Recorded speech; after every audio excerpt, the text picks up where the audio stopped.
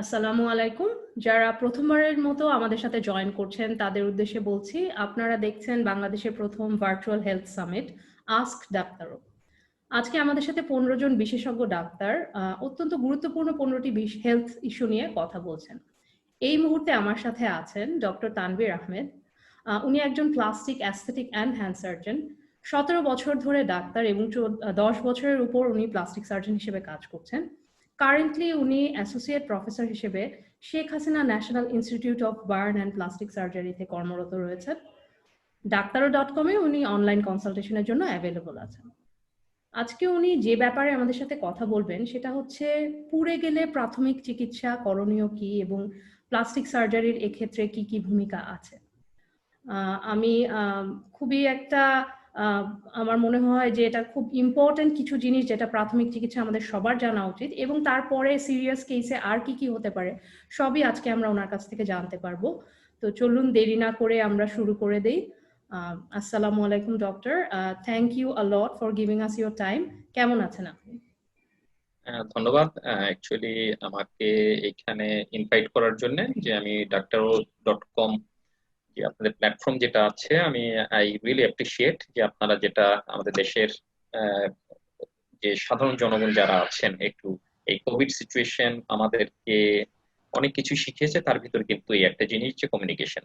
তো আমি মনে করি যে এটা আপনাদের একটা ভালো উদ্যোগ এবং আমি এটার সাথে থাকতে পেরে আমি নিজেকে খুব ধন্য মনে করছি। ধন্যবাদ।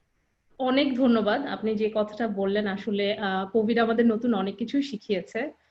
তার মধ্যে এটা একটা। বাট আমরা সবসময় ডাক্তার থেকে আমাদের এই সামিটটা করারও মেইন উদ্দেশ্য এবং প্ল্যাটফর্মটারও মেইন উদ্দেশ্য সেটা হচ্ছে ডাক্তার আর রোগীকে প্রয়োজনের সময় কানেক্ট করা, এবং এছাড়াও স্বাস্থ্য তথ্য দিয়ে, নির্ভরযোগ্য স্বাস্থ্য তথ্য দিয়ে তাদেরকে হেল্প করা, যাতে একটা যে কোনো সিচুয়েশনে তারা রাইট ডিসিশনটা নিতে পারে। সো আমরা আজকে টপিকে ঢুকে যাই। প্রথমে আমি আপনার কাছে জানতে চাবো যে আমরা আজকে যে কথাটা বলছি, আপনি কিভাবে এটাকে ফার্স্টে অ্যাড্রেস করবেন? আমরা পুড়ে গেলে যে প্রাথমিক চিকিৎসা এবং তারপরে যে প্লাস্টিক সার্জারির কি কি অপশনস থাকতে পারে, আপনি যদি একটু আমাদেরকে বলতেন। ধন্যবাদ। অ্যাকচুয়ালি সবাই হয়তো এখন পর্যন্ত জানে যে মানে প্লাস্টিক সার্জারির সাথে বার্নের একটা খুব ওতপ্রোত ভাবে জড়িত, বা আসলে প্লাস্টিক সার্জারি মানে পুরোটাই বার্ন। আসলে কথাটা ওরকম না। ব্যাপারটা হলো যে প্লাস্টিক সার্জারি একটা বিশাল বড় একটা অংশ, ওর ভিতরে বার্ন আমাদের একটা ব্রাঞ্চ। তো যেহেতু আমাদের দেশ একটা ডেভেলপিং কান্ট্রি, মানে যেটাকে বলে যে আমাদের অর্থনৈতিক অবস্থা ইউরোপ বা আমাদের যে যেমন আমি বলি পার্শ্ববর্তী যেমন সিঙ্গাপুর বা থাইল্যান্ড, ওদের মতো আমাদের অবস্থান নয়। আমরা যেহেতু তৃতীয় বিশ্বের একটা দেশ, সো আমাদের কিন্তু অর্থনৈতিক কিছু ব্যাপার আছে। নাম্বার টু হলো যে আমাদের রেপিড ডেভেলপমেন্ট। নাম্বার থ্রি যে আমাদের যে ইনফ্রাস্ট্রাকচারের যে ঘাটতি, সেই কিছু কারণের জন্য দেখা যায় যে আমাদের দেশে কিন্তু বার্ন ডিজাস্টার, মানে সাধারণত দেখা যায় তৃতীয় বিশ্বের কান্ট্রিজ গুলাতেই কিন্তু বা দেশগুলাতেই আমাদের এই আগুনের যে আহ দুর্ঘটনাগুলা এগুলা খুব বেশি ঘটে থাকে। তো সেই ক্ষেত্রে দেখা যায় যে আমাদের এই জন্য যেহেতু ওয়ার্ল্ড ওয়াইড প্লাস্টিক সার্জারি এই বার্ন অংশটাও দেখে থাকেন, এই বাংলাদেশে দেখা যাচ্ছে যে আমাদের প্লাস্টিক সার্জারি একটা বিশাল অংশ জুড়ে কিন্তু এই আহ পুড়ে যাওয়া রোগী এবং পুড়ে যাওয়ার পর তার যে সমস্যাগুলো দেখা দেয়, তার যে চিকিৎসা বা সার্জারি, সেই অংশটা বাংলাদেশে আমরা সাধারণত প্রায় নাইন মোর দেন 90% ক্ষেত্রে কিন্তু বাংলাদেশে প্লাস্টিক সার্জনের সেই দায়িত্বটা পালন করে থাকেন। তো সেই ক্ষেত্রে সাধারণত আমরা শুধু যে পোড়া রুগী না, যে এই পোড়ার সাথে সাথে কিন্তু আরো অনেকগুলা প্রবলেম চলে আসে, এগুলো হয়তো আলোচনায় আসবে। যে বিভিন্ন ধরনের কঠিন ধরনের বা কমপ্লেক্স জটিল ধরনের যে রিকনস্ট্রাকশন বলা হয়, যে যেটা একটা মানুষকে তার স্বাভাবিক জীবনে ফিরিয়ে দেওয়ার জন্য সহায়তা করে, সেই কাজগুলা আমরা এই প্লাস্টিক সার্জনরা করে থাকি। আসলে আপনি যেটা বলছেন সত্যি, আমরা প্লাস্টিক সার্জারি বলতে আসলেই মনে করি যে বার্ন ভিকটিম এবং তারপরে ডিফারেন্ট স্কিন গ্রাফটিং বা এই ধরনের জিনিসটাই বোধহয় মেইন প্লাস্টিক সার্জারির মধ্যে। বাট আপনি যেটা বললেন যে it's a very big field, যেটার মধ্যে বার্ন হয়তো আমরা সবাই নর্মাল মানুষ পরিচিত বেশি ডে টু ডে লাইফের ডিফারেন্ট ইনসিডেন্ট থেকে। But plastic surgery in itself একটা অনেক বড় একটা অধ্যায় চিকিৎসা বিদ্যার মধ্যে। তো আমি চলে যাই আমাদের বার্ন রিলেটেড কিছু কোয়েশ্চেনে, যেহেতু আজকের সেশনটা আমরা এটার উপরেই ফোকাস করছি। আমি প্রথমে আপনার কাছে জানতে চাবো যে বার্ন আসলে কি কি ধরনের হতে পারে। আমরা আহ, সাধারণ জনগণ আসলে যে টার্মগুলো শুনে থাকি যে first degree burn, second degree burn, third degree burn, এই ধরনের একটা কথা আমরা শুনি, বাট আসলে আপনারা কিভাবে জিনিসটা জাজ করেন এবং আমরাও বা কিভাবে বুঝবো? ধন্যবাদ, এটা খুবই পার্টিনেন্ট। কারণ মানুষজন যেরকম খুব আগ্রহী যে কারো যদি কেটে যায় কয়টা সেলাই পড়ছে, ঠিক আছে, কয়টা সেলাই লাগছে, যে দুইটা তিনটা পাঁচটা দশটা এরকম করে, তো দেখা যায় যে ওটা দিয়ে মানুষজন সিভিয়ারিটিটা বুঝে। ঠিক সিমিলারলি কিন্তু যে পুড়ে যাওয়ার পর কিন্তু সবাই বলে যে কতটুকু পুড়ে গেছে, কত পার্সেন্ট পুড়ে গেছে, নাম্বার ওয়ান। নাম্বার টু হলো যে আহ, কত গভীর ভাবে পুড়ে গেছে। এই জিনিসগুলো মানুষের মাথায় একটু আছে। তো এখানে একটা ডিফারেন্সকে আমি ধরিয়ে দেওয়ার জন্য, যেমন আমরা সাধারণত যেসব জেনারেল সার্জারিতে বা নর্মালি যেসব বিভিন্ন হসপিটাল গুলোতে আমাদের অন্যান্য সার্জন কলিগসরা যে ধরনের সুতা দিয়ে সেলাই করে, ওখানে হয়তো দুইটা সেলাই করেছে, সেই জায়গায় আমি যদি বলি প্লাস্টিক সার্জন ওই এরিয়ায় যদি আমি সেলাই দিই আমার কিন্তু মিনিমাম 10টা লেগে যায়। কারণ এটা কিন্তু নির্ভর করে সুতার উপরে। তো ঠিক সেরকম ভাবে মানুষজন যেভাবে ভাবে যে পুড়ে যাওয়ার যে সিভিয়ারিটি, আর আমাদের কাছে কিন্তু স্বাভাবিকভাবে যে সাইন্টিফিক্যালি এটা একটু চেঞ্জ। তো আমরা সাধারণত যদি ভাগ করি, যেটা বলেন আপনি যে প্রথমে হলো আহ, যে পার্সেন্টেজ অফ বার্ন, মানে কত পার্সেন্ট পুড়ে গেছে, এটা সাধারণত আমরা আমাদের পুরো শরীরটাকে আমরা 100% হিসেবে ধরে নিই। তো 100% হিসেবে ধরে নেওয়ার পর এর ভিতরে আমাদের ভাগ আছে যে আমরা শরীরের কোন অংশ কত পার্সেন্ট, এটা আমাদের একটা চার্ট আছে, সেটা দেখে আমরা করি। কিন্তু সাধারণ জন যদি বুঝতে চায় যে কারোর যে হাত আছে, হ্যাঁ, এই যে অংশটা আছে তার নিজের শরীরের জন্য এটা কিন্তু তার 1% হিসেবে ট্রিট করা হয়, ঠিক আছে। তো কেউ যদি খুব সহজেই চায় যে কার শরীরে কত পার্সেন্ট পুড়ে গিয়েছে, সে অনুমান নির্ভর কিন্তু ওই ব্যক্তির, যেমন আমি পুড়ে গিয়েছে আমার হাতের যে অংশ তার সাথে কিন্তু কম্পেয়ার করে কিন্তু পার্সেন্টেজটা বের করতে হবে। কারণ প্রথম হলো কিন্তু আমাদের কাছে সবচেয়ে জরুরি হলো পার্সেন্টেজ অফ বার্ন। যেমন আমরা বলি যে 4% পুড়ে গিয়েছে, 5%, 6%, 10%, ঠিক আছে, আমরা এইভাবে করে চামড়ার পরের অংশটা, শরীরের চামড়ার কতটুকু অংশ পুড়ে গেছে সেভাবে আমরা পার্সেন্টেজটা দেখি। এটা খুব জরুরি আমাদের, কারণ আহ, চিকিৎসার জন্য এটা জরুরি। এবং একটা পেশেন্ট ওনার আসলে ওনাকে আমরা বাঁচাইতে পারবো কিনা, ওনার চিকিৎসাটা কি দেওয়া উচিত, এটা কিন্তু এই পার্সেন্টেজের উপর নির্ভর করে। নাম্বার টু হলো যেটা, সেটা হলো যে আপনার যে থিকনেস, যে আপনার যেটা বলেন যে first degree, second degree, third degree, এখানে দুই ধরনের জিনিস আছে। এই ডিগ্রিটা কিন্তু আসছে আমেরিকানরা ব্যবহার করে, আর আমরা যারা ব্রিটিশ পদ্ধতি ফলো করি তারা সাধারণত বলি যে সুপারফিশিয়াল বার্ন, তারপরে বলি যে মিক্স বার্ন, আর হলো ডিপ বার্ন, ঠিক আছে। তো সেই জিনিসটা যদি আমরা বুঝাই, যে সাধারণ জনগণকে যদি বুঝার জন্য আমরা বলি যে আমাদের স্কিনের কিছু লেয়ার থাকে, যদি স্কিনের উপরের অংশটা পুড়ে যায় সেটা হলো ফার্স্ট ডিগ্রি বার্ন বা সুপারফিশিয়াল বার্ন। সেটা কিভাবে হতে পারে? সেটা হতে পারে যদি আমার শরীরে গরম পানি পড়ে যায়, ঠিক আছে, অথবা কাপড়ে একটু আগুন লেগে গিয়েছে অল্প সময়ের জন্য, সেটা আমার সংস্পর্শে এসেছিল শরীরের, তখন আমার শরীরে একটা অংশ পুড়ে গেছে, সেটা ফার্স্ট ডিগ্রি বার্ন হতে পারে। এবার যদি আসি আমরা মিক্স বার্ন বা আহ, আহ, আপনার মিড থিকনেস অথবা সেকেন্ড ডিগ্রি বার্ন বা থার্ড ডিগ্রি বার্ন, এই দুইটা প্রায় কাছাকাছি। তো সেখানে সাধারণত হয়ে থাকে যেটা, যে আপনার যেটা হতে পারে যে আমাদের শরীরে যদি একটু ঘন কোনো জিনিস, গরম কোনো জিনিস পড়ে যায়, যেমন হতে পারে এটা তরকারি হতে পারে, অথবা দুধ, গরম দুধ পড়ে যেতে পারে, অথবা এমন হতে পারে গরম কোনো জিনিস আমার শরীরে লেগে গিয়েছে, তাহলে কিন্তু সেই বার্নটা কিন্তু একটু বেশি ডিপ হয়ে যায়। সেটাকে আমরা সাধারণত একটু মিক্সড বার্ন বলে থাকি, বা সেকেন্ড বা থার্ড ডিগ্রি বার্ন বলে থাকে। আর যেটা ডিপ বার্ন যেটাকে বলা হয় সেটা হলো কি, যে অনেক সময় আমি যেমন ইলেকট্রিক বার্ন হয়ে যাওয়ার ফলে দেখা যাচ্ছে আমার হাতটা পুরো একদম অঙ্গার হয়ে গেছে, কালো হয়ে গিয়েছে। অথবা হয়তো আমি অনেক দীর্ঘ সময় যাবত একটা কোনো জায়গায় আমার বার্নিং প্রসেসটা চলতেছিল, আমার শরীরে তো আগুন লেগে গিয়েছে, আমি বুঝতে পারি নাই, আমার শরীরে এসে পড়ে গিয়েছে। দীর্ঘ সময় যাবত আমার কাপড়ে আগুন জ্বলতেছে, বা কেউ কোনো একটা কেমিক্যাল দিয়ে আমার গায়ে আগুন বা লেগে গিয়েছে, বা কোনো একটা বার্স্ট হয়ে আমার শরীরে কেমিক্যাল এসে আমার শরীরে দাহ্যপদার্থ লম্বা সময় যাবত আছে, আমার শরীরটা পুড়েই যাচ্ছে। তখন যেটা হয়, স্কিনের পুরো অংশে পুড়ে, যে নিচের যে মাংসপেশি অথবা হাড় অথবা যে নিচে আমাদের বিভিন্ন ধরনের রগ থাকে, যেমন নার্ভ, ভেসেলস, ওই পর্যন্ত যখন পৌঁছে যায় সেটাকে কিন্তু সাধারণত বলা হয় ডিপ বার্ন। তো এই ডিপ বার্নের আসলে রেজাল্টটা খুবই খারাপ। তো এইভাবে কিন্তু আসলে আমরা ক্লাসিফিকেশনটা করি।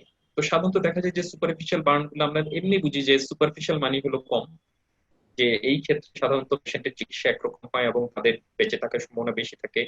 যাদের মিক্সড বার্ন বা ডিপ বার্ন, তাদের চিকিৎসাটা খুবই জটিল এবং তাদের বেঁচে থাকার সম্ভাবনা কিন্তু আসলেই অনেক কম থাকে। সেটার উপরে আমরা বেস করি কিন্তু আমরা বলি যে, বা আমরা পত্রপত্রিকা আপনারা দেখেন যে কিছুদিন আগে যে নারায়ণগঞ্জে একটা দুর্ঘটনা ঘটলো, বলা হলো যে আহ সবাই তো মারা গেলেন, আমরা আসলে কি করতে পারলাম। কিন্তু আমরা যদি দেখি ওখানে আমাদের অ্যানালিসিস যেটা করা আছে, 37 জন পেশেন্টের ভিতরে ওখানে 32 জনই ছিল 90%-এর উপরে পুরা। তো ফলে যেটা হয়ে গেছে, 90%-এর উপরে পুড়ে গেলে সাধারণত বাঁচানোটা সম্ভব ব্যাপার। সাধারণত আমাদের এই এই তৃতীয় বিশ্বের এই কান্ট্রিজ গুলোতে আমরা 40%-এর উপরে বার্ন কিন্তু বাঁচিয়ে রাখতে পারি না। বা উন্নত বিশ্ব যেটা আমেরিকা বা ব্রিটেনের কিছু কিছু জায়গায় ওরা হয়তো 40% উপরে বার্ন বাঁচিয়ে রাখতে পারে।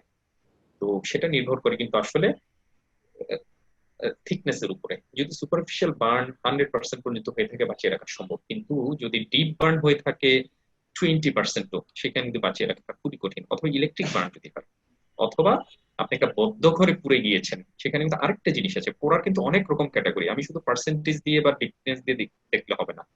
যখন একটা বদ্ধ ঘরে আগুন লেগে যায়, তখন যেটা হয়, ঘরের ভিতরে কার্বন মনোক্সাইড এবং কার্বন ডাইঅক্সাইড তৈরি হয়। আমার শরীর হয়তো পুড়ে গেছে 20%, কিন্তু আমি, এই যে আমরা জানি এগুলো খুব টক্সিক গ্যাস, এটা যখন আমার শরীরে চলে যায়, আমার শরীরে কিন্তু টক্সিক রিয়াকশন শুরু হয়ে যায়। সেই ক্ষেত্রে দেখা যায় যে আমি 72 ঘন্টা পর্যন্ত পর কিন্তু আসলে এই পেশেন্টগুলোকে বাঁচিয়ে রাখা সম্ভব হয় না। সেখানে যদি পার্সেন্টেজ 10%-ও হয়, দেখা যায় যদি এটা ক্লোজ চেম্বারে কোনো ঘটনা ঘটে, অথবা যদি আপনার সিলিন্ডার বার্স্ট হয়, অথবা ওই যে দেখা যায় পানির ট্যাঙ্কি পরিষ্কার করতে গিয়ে ওখানে একটা বিস্ফোরণে যেসব পেশেন্ট গুলো আক্রান্ত হয়, অথবা একটা কেমিক্যালের গোডাউনে যদি আগুন লাগে যায়, অথবা একটা গার্মেন্টস ফ্যাক্টরি যে আগুন লেগে যায়, সেখানে প্রচুর পরিমাণে কার্বন ডাইঅক্সাইড ও মনোক্সাইড তৈরি হয়।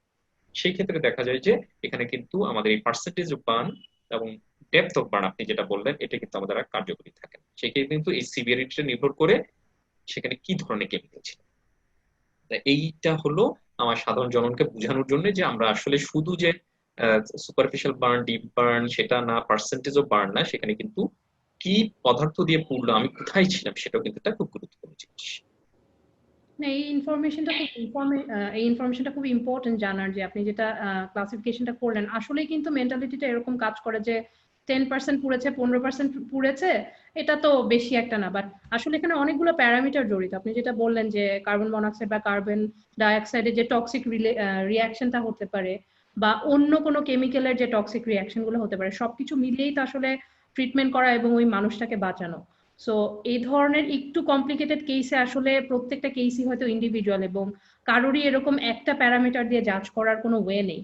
এটা একমাত্র যে যেই ফিজিশিয়ান দেখছেন উনি হয়তো পুরা ভালোভাবে বুঝতে পারবেন যে কেসটা কি। সো আমি যে এরপরে যে প্রশ্নটা আপনার কাছে করব, আমি হয়তো আপনি যে মিক্স এবং ডিপ বার্নের কথা বলছেন, আমি এই দুটোকে একটু পরে কোয়েশ্চেনে গিয়ে আমি প্রথমে আপনার কাছে জানতে চাবো যেগুলো সুপারফিশিয়াল বার্ন, সেই ক্ষেত্রে আমাদের প্রাথমিক চিকিৎসাগুলো কি কি হতে পারে আমাদের, মানে এই ধরনের কেসগুলো কি, আপনি যদি আরেকটু ডিফাইন করে বলেন এক্সাম্পল গুলো। আপনি অলরেডি দুটো এক্সাম্পল দিয়েছেন, যে কোনগুলো এরকম হতে পারে এবং হলে ইনস্ট্যান্টলি সাধারণ জনগণের কি করা উচিত। গুড। এটা এটা খুবই ভালো একটা জিনিস, যে এবং চমৎকার একটা প্রশ্ন। আপনি যদি দেখেন দেশের বাহিরে সব জায়গাতেই কিন্তু ওদের ফায়ার ব্রিগেড থেকে শুরু করে বা ওদের সিটি কাউন্সিল বা সরকার বা স্বাস্থ্য বিভাগ, সব বিল্ডিং এ, প্রতিটা গাড়িতে, প্রতিটা ট্রেনে এবং মার্কেটে, সব জায়গায় কিন্তু ছোট্ট একটা পোস্টার লাগানো, ছোট্ট, যে ওখানে দিয়ে দেয় যে আগুন লেগে গেলে আমি কি করবো। সেটা কিন্তু আগুনের প্রাথমিক চিকিৎসা, সেটা কিন্তু বড় ধরনের আগুনের জন্য বলা হয়নি। আমাদের হসপিটাল ডেটা নিয়ে যদি আমি বলি একটু, যে আমাদের Sheikh Hasina burn plastic institute তো আমাদের নতুন চালু হলো, তার আগে আমি যখন ঢাকা মেডিকেলে বার্ন ইউনিটে আমরা ছিলাম, সেখানে এক বছরে আমরা দেখা যেত আমরা বহির্বিভাগে এবং ইমার্জেন্সি মিলে এক বছরে প্রায় 64,000-এর মতো পেশেন্ট আমরা ডিল করতাম। 64,000, শুধু মানে 2019 সালে। বলছেন? জি, জি, এটা শুধু ঢাকা মেডিকেলের স্ট্যাট বলছেন, জি, 64,000 এভরি ইয়ার? জি, জি।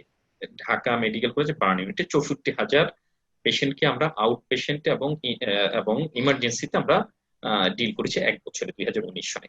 তো ওর ভিতরে যদি আমরা অ্যানালিসিস করে দেখি, তার ভিতরে হয়তো আমরা মাত্র 8,000 পেশেন্টকে আমরা হসপিটালে ভর্তি করেছি। দ্যাট মিনস যারা সিভিয়ার, মানে যারা 10%-এর উপরে হলো বাচ্চাদের ক্ষেত্রে, আর অ্যাডাল্টের ক্ষেত্রে হলো 15 থেকে 20% উপরে যারা, অথবা যারা ইলেকট্রিকে পড়ে গেছে।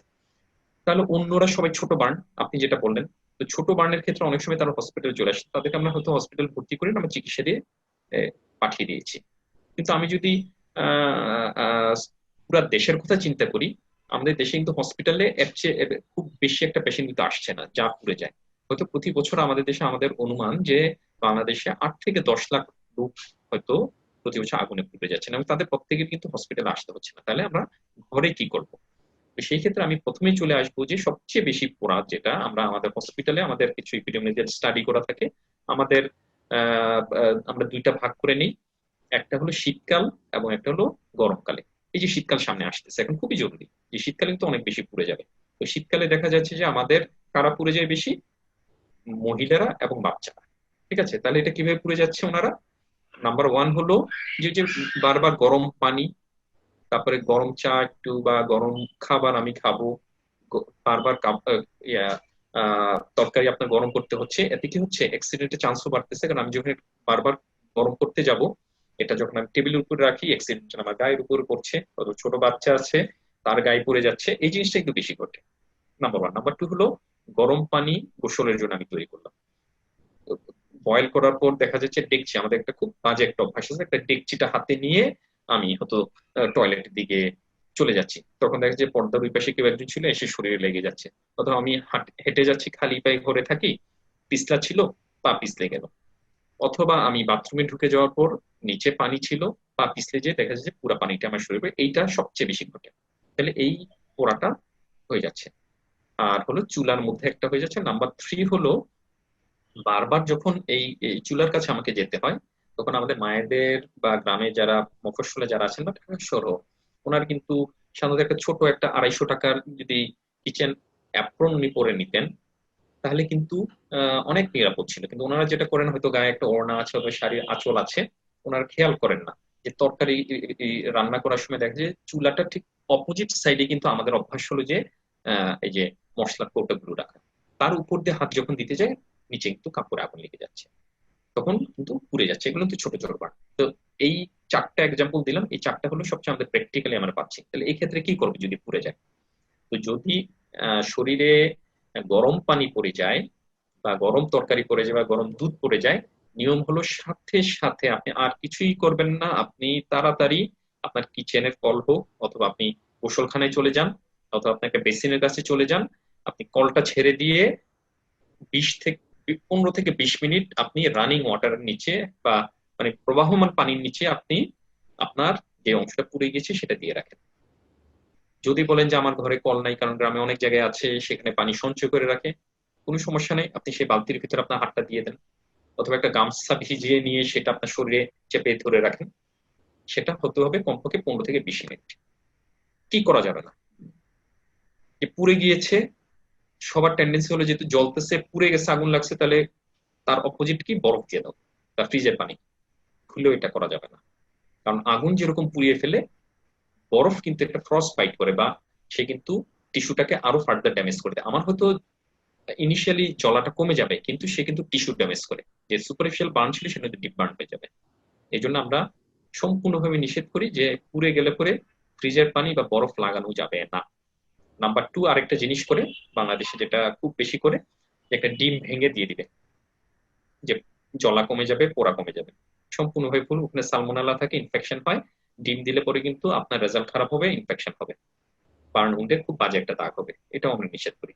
নাম্বার থ্রি, আমরা অনেক সময় পাই বাটা মশলা দিয়ে দিচ্ছে, কি হলুদ, রসুন অথবা পেঁয়াজ অথবা আলু চটকে দিয়ে দিচ্ছে, ভুলেও এটা দেওয়া যাবে না। নাম্বার ফোর, শহরে যেটা করে যে টুথপেস্ট, ভুলেও টুথপেস্ট দেওয়া যাবে না, কারণ সেটা আরেকটা কেমিক্যাল। আপনার চামড়া যখন চলে যাচ্ছে, সেখানে যখন কেমিক্যালটা যাবে র স্কিন উপরে, তার মধ্যে কিছু রিয়েকশন হয়, এটা ক্লিন করে উঠানো যায় না। আমরা যখন ড্রেসিং মেটেরিয়াল দেই হাসপাতালে যাওয়ার পর, এটা নিয়ে খুব সমস্যা হয়, এবং এই কারণে কিন্তু শরীরে ইনফেকশন হয়। তাছাড়া আরো কিছু রেয়ার জিনিস আছে, অনেকে গোবর দেয়, তারপরে মাটি দিচ্ছে, ইভেন কি বাটা মরিচ দিচ্ছেন। আপনারা এই কিছুই দেওয়া যাবে না, শুধুমাত্র ট্যাপের প্রবাহমান পানি 15 থেকে 20 মিনিট। তারপরে যদি কিছু করতে হয়, আপনার বাসায় যদি কোনো ধরনের অ্যান্টিসেপটিক অয়েন্টমেন্ট থেকে থাকে, আপনি সেটা লাগিয়ে দিন, কিন্তু অন্য কিছু দেওয়া যাবে না। অনেকে এখানে পাউডার দেওয়ার চেষ্টা করে বা কোনো কিছু দেওয়ার চেষ্টা, সেটা করা যাবে না। এটা গেল আমাদের যদি আগুন বা গরম জিনিস পড়ে যায়। এখন কাপড়ে যদি আগুন ধরে যায় আমি কি করব? তো একটা টেন্ডেন্সি হলো, যখন স্বাভাবিক যে মাথা ঠান্ডা রাখা খুব কঠিন একটা ব্যাপার, তারপর আমরা বলে দেব যে আপনি একটা জিনিস করবেন, যে আ- গায়ে আগুন লেগে গেলে ভুলেও দৌড় দেওয়া যাবে না। আপনি যতই দৌড়াবেন, কারণ আগুন কিন্তু জ্বলে অক্সিজেন দিয়ে, আপনি যতই বেশি জোরে দৌড়াবেন তত বেশি অক্সিজেন আসবে, আপনার আরো দাদা উপরে আগুন জ্বলবে। তাহলে স্টপ, ড্রপ এন্ড রোল, এটা ইংরেজিতে, মানে হলো থেমে যান, নিচে শুয়ে পড়েন, গড়াগড়ি। এটা হলো সবচেয়ে ভালো জিনিস। তাহলে কি হবে? আগুনটা নিভে যাবে। নাম্বার টু, যদি কেউ আশেপাশে থেকে থাকেন, যদি দেখেন যে কারোর গায়ে আগুন লেগে গিয়েছে এরকম, তাহলে একটা বড় একটা চাদর অথবা বড় একটা বস্তা অথবা বড় একটা কম্বল দিয়ে তাকে চেপে ধরে দেন। তাহলে যেটা হবে যে সেখানে অক্সিজেন ঢুকতে পারবে না, একটু পরে আগুনটা নিভে যাবে। তারপর আপনি তার শরীরে 15 থেকে 20 মিনিট পানি ঢেলে দেন, তারপরে প্রাথমিক চিকিৎসা নেন অথবা আপনি হসপিটালে পাঠিয়ে দেন। এটা কিন্তু দুইটা ইনসিডেন্স হয়ে গেল আমার ব্যাখ্যা। থার্ড আর একটা জিনিস থাকে, ছোট ছোট বাচ্চাদের ইলেকট্রিক বার্ন বা ইলেকট্রিক ছোট সুইচে হাত দিয়ে দিয়েছে, তখন আমি কি করবো? সেক্ষেত্রে নিয়ম হলো যে, যদি কাউকে দেখি যে ইলেকট্রিক সুইচে লেগে সে শক্ত অবস্থায় আছে, তাকে কিন্তু টাচ করা যাবে না। আমাকে মাথা ঠান্ডা রেখে আগে দৌড়ে চলে যেতে হবে, সুইচ বোর্ডটাকে বন্ধ করে দেওয়ার চেষ্টা করতে হবে, অথবা হাতের কাছে যদি একটা কাঠ অথবা শুকনো কিছু থাকে তা দিয়ে তাকে ওই মানে কন্ট্যাক্টেড এরিয়া থেকে সরিয়ে দিতে হবে। এই তিনটা সাধারণত খুব বেশি ঘটে থাকে। এই তিনটার ক্ষেত্রে এই তিনটা আমি প্রাথমিক চিকিৎসা বা প্রাথমিক মানে ব্যবস্থা আমরা গ্রহণ করি। আপনি যে এক্সাম্পল গুলো দিলেন, কিছু আমি নিজে প্র্যাকটিক্যালি হয়তো শুনেছি, আশেপাশে দেখিওছি যে যেমন সবচেয়ে বেশি যেটা আমি নিজেই অবাক হলাম যে ঠান্ডা পানি দেওয়া যাবে না। মানে এটা কিন্তু আমাদের খুব কমন যে বাচ্চা একটু, ইনফ্যাক্ট আমি নিজেও করেছি, আমি স্বীকার করতে বাধ্য হচ্ছে যে বাচ্চা এরকম গরম চা লেগে আমি ঠান্ডা পানির মধ্যে হাত দিচ্ছি, যে নর্মাল টেম্পারেচারে রানিং ওয়াটার এটা না দিয়ে ঠান্ডা পানি দেওয়াটা যে অ্যাকচুয়ালি উচিত না। মানে ভেরি ইম্পর্টেন্ট ইনফরমেশন। এবং আপনারা এগুলো যদি মানে এই যে আমি আসলে নিজে একটু অবাক হচ্ছি যে আমাদের আসলে এটা আরো অনেক বেশি জানা উচিত সবার, যে কি করা উচিত। কারণ ওই সময় আসলে খুব বেশি মাথা কাজ করে না, এবং যত আমি জেনে রাখবো হয়তো ওই সময় আমি রাইট ডিসিশনটা নিতে পারবো। সো মানে thank you again, extremely valuable information আমাদেরকে দেওয়ার জন্য। আমি নেক্সট যে প্রশ্নটা করব, আপনি যে প্রাথমিক চিকিৎসাগুলো বললেন, এর পরের স্টেজটা আসলে কি হবে? যে এরকম হয়ে আমি ওই মোমেন্টটায় হ্যান্ডেল করলাম, কোন সময়ে আমার মানে ওটার পরে আমার নেক্সট স্টেপটা কি হবে? আমি নিজে পুড়ে যাই বা আমার ফ্যামিলির কেউ বা আমার আশেপাশে কেউ যদি পুড়ে যায়, আপনি যে তিনটা এক্সাম্পল, চারটা সিনারিওর কথা বললেন, এর পরের স্টেজটা আমার ডিসিশন মেকিংটা কিভাবে হওয়া উচিত? ওই যে যেটা আবার আমি যদি রিটার্ন ব্যাক, যদি আমি চলে যাই, যে হসপিটাল স্ট্যাটিস্টিক্স 64,000 পেশেন্ট ঢাকায় চলে আসছে, তারা কিন্তু অনেক, মোটামুটি বলা যায় একটু বড় বার। আবার আমি বললাম যে আমাদের ধারণা যে বাংলাদেশে 8 থেকে 12 লক্ষ মানুষ প্রতি বছর পুড়ে যাচ্ছে আগুনে। তাহলে এই যে গ্যাপ 64,000, আমি হয়তো পুরো বাংলাদেশে সবগুলো বার্ন ইউনিট হিসাব করলে তো 1 লাখ হবে বা 2 লাখ হবে পেশেন্ট আমাদের হসপিটালে আসতে। তাহলে আমার গ্যাপ কিন্তু 6 থেকে 8 লাখ। তাহলে কি হচ্ছে, ওনার কি মারা যাচ্ছেন সবাই? তা কিন্তু না। হয়তো কিছু সিভিয়ার বার্ন যারা স্পটে মারা যাচ্ছেন সেটা একটা জিনিস, কিন্তু যারা পুড়ে যাচ্ছেন এরা কিন্তু সব ছোট ছোট বার্ন। তাহলে আমি ঘরেই কিন্তু চিকিৎসা নিতে পারি। আমি যে চারটা সিনারিও বললাম এর ভিতরে আমাকে পরে আমাকে চিন্তা করতে হবে, যে দেখতে হবে যে আমার কতটুকু পুড়ে গিয়েছে। যদি দেখে যে একটু চা পড়ে গেছে, দেখে যে একটু কম থাকে, অথবা একদম চুলার উপরে যে চা ছিল সেটা যদি পড়ে যায়, এটার একটা টেম্পারেচার। আরেকটা হলো আমি চা খাচ্ছি, আধা কাপ আছে, সেটা এসে আমার বাচ্চার উপরে পড়লো বা আমার শরীর পড়লো, তাহলে কিন্তু সিনারিটা আরেক রকম, কারণ টেম্পারেচার কম থাকতেছে। তো ইনিশিয়ালি দেখা যায় যে যেসব বার্ন সাধারণত, ওই যে বললাম পার্সেন্টেজ, যদি দেখা যায় যে আমরা হসপিটালে কোন পেশেন্টকে ভর্তি করি, বাচ্চাদের ক্ষেত্রে 10%-এর উপরে যদি উড়ে যায়, আর হলো যদি অ্যাডাল্টের ক্ষেত্রে 15%। কিন্তু বাংলাদেশে এমন হয় যে শীতকালে দেখা যায় যে আমরা 20%, 25% বার্নের পেশেন্টকে আমরা হসপিটাল ভর্তি দিতে পারি না। কিন্তু তাহলে ওদেরকে আমরা ড্রেসিং দিয়ে চিকিৎসা দিয়ে বাসায় পাঠিয়ে দিই এবং আমরা একটা নির্দিষ্ট সময় করে আসতে পারি। তাহলে আমি কিভাবে বাসায় বুঝবো? তো সেই ক্ষেত্রে হলো যে, ছোট, যে আমার একটু হাতে অল্প একটু পুড়ে গিয়েছে, অথবা আমার শরীর একটু গরম পানি পড়ে গিয়েছে, আমি পানি দেওয়ার পর এই 15-20 মিনিট দেওয়ার পর যদি দেখা যাচ্ছে না আমার জ্বলা কমে এসছে, কোনো ব্লিস্টার পড়ে নাই, মানে ফোসকা পড়ে নাই, বা চামড়াটা উঠে যায় নাই, খুব বেশি একটা লাল হয় নাই, সেই পেশেন্টের ক্ষেত্রে আমি ওয়াচ এন্ড মানে ওয়েট এন্ড ওয়াচ, মানে আমি একটু অপেক্ষা করতে পারি এবং খুব সতর্ক দৃষ্টি রাখবো। সেই ক্ষেত্রে আমরা যেটা করতে পারি, তারপরে ঘরে যে ধরনের অ্যান্টিসেপটিক ক্রিম পাওয়া যায়, যে কোনো অ্যান্টিসেপ্টিক, এগুলো কিন্তু ওভার দি কাউন্টার ড্রাগস, এটা কিন্তু প্রেসক্রিপশন অনলি ড্রাগস না কিন্তু।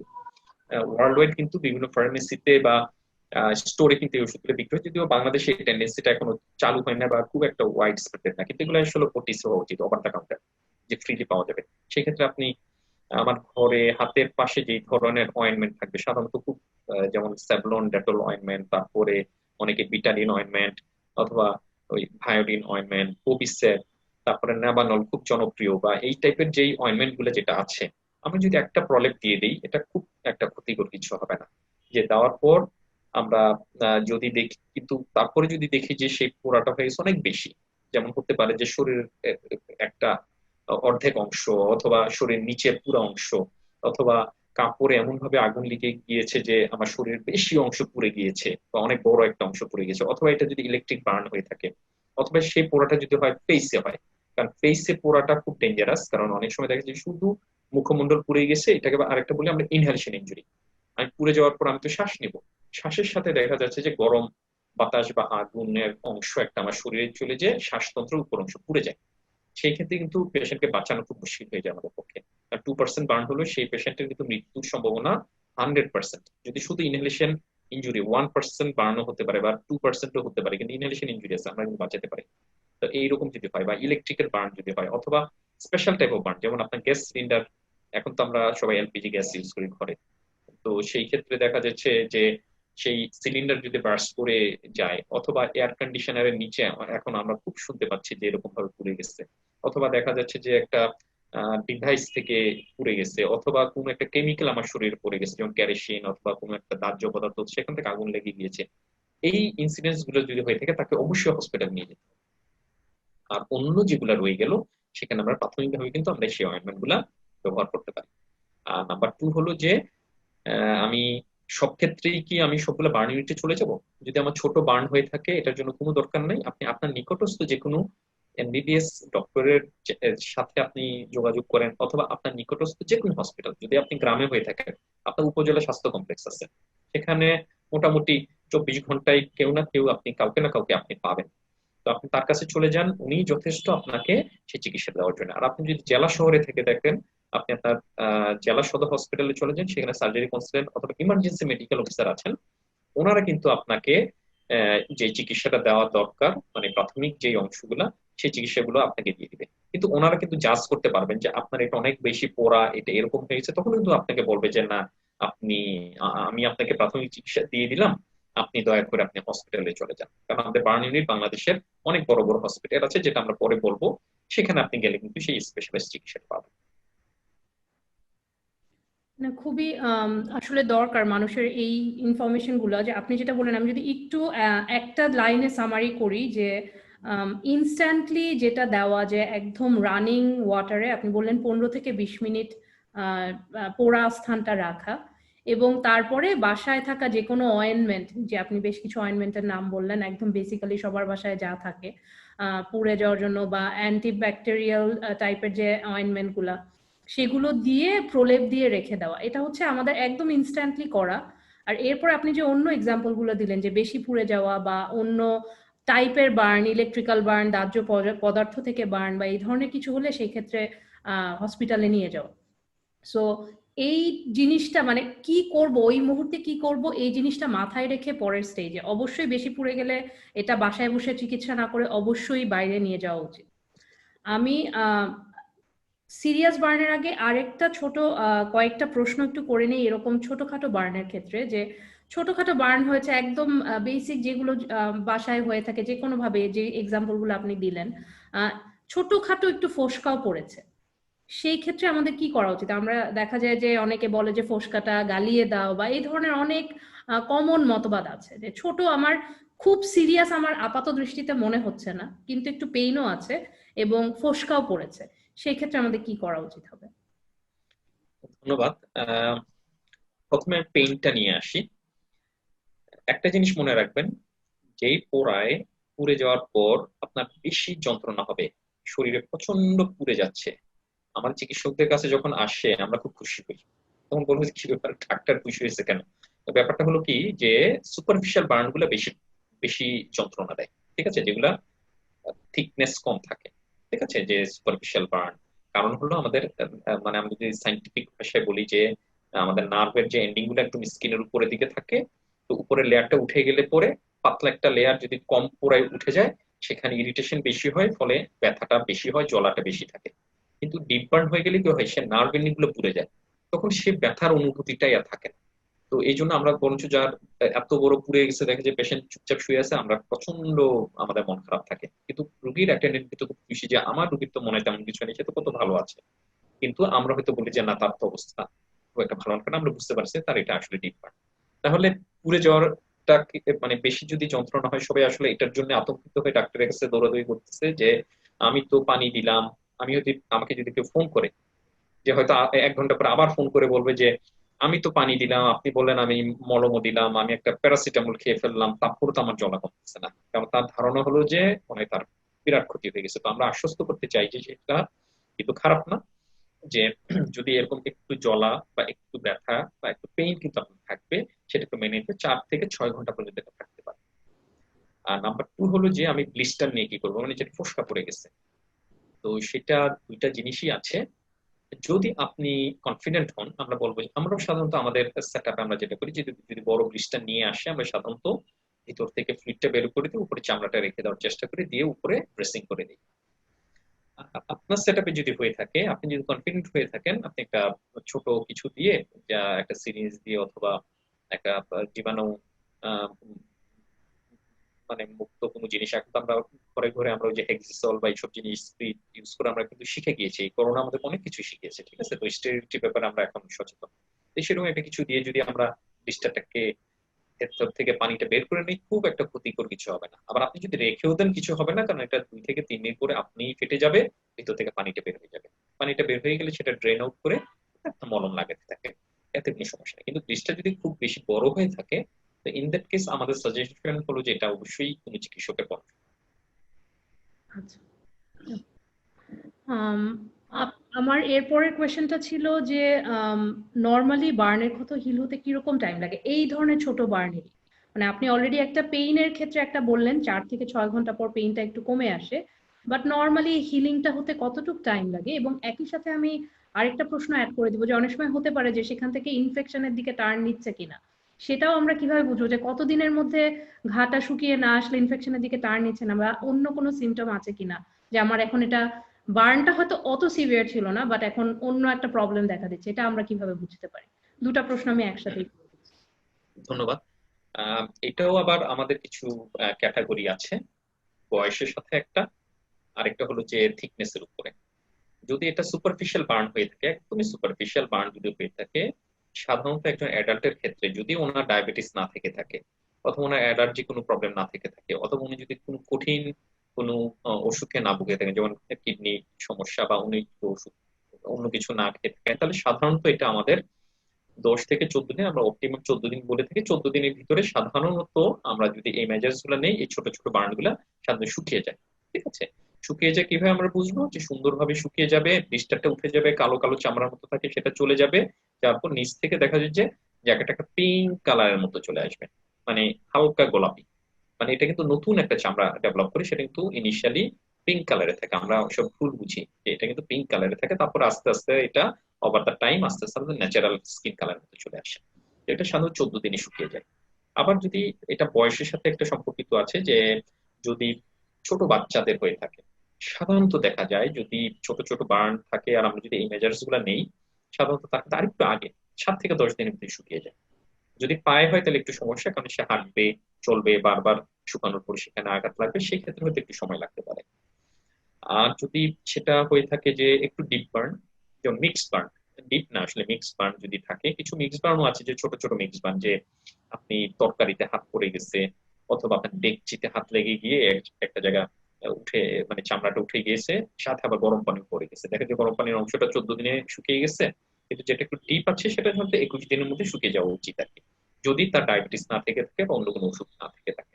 তো সাধারণত আমরা ধরে নেই যে 14 থেকে 21 দিন একটা স্ট্রেচ, এর ভিতরে সাধারণত ছোট ছোট বার্নগুলি আপনার শুকিয়ে যায়। আচ্ছা, এটার সাথে যেটা বলছিলাম যে কখন মানে ইনফেকশনের দিকে যদি টার্ন নেয়, সেটা কি আলাদা কোনো সিমটম আছে কিনা?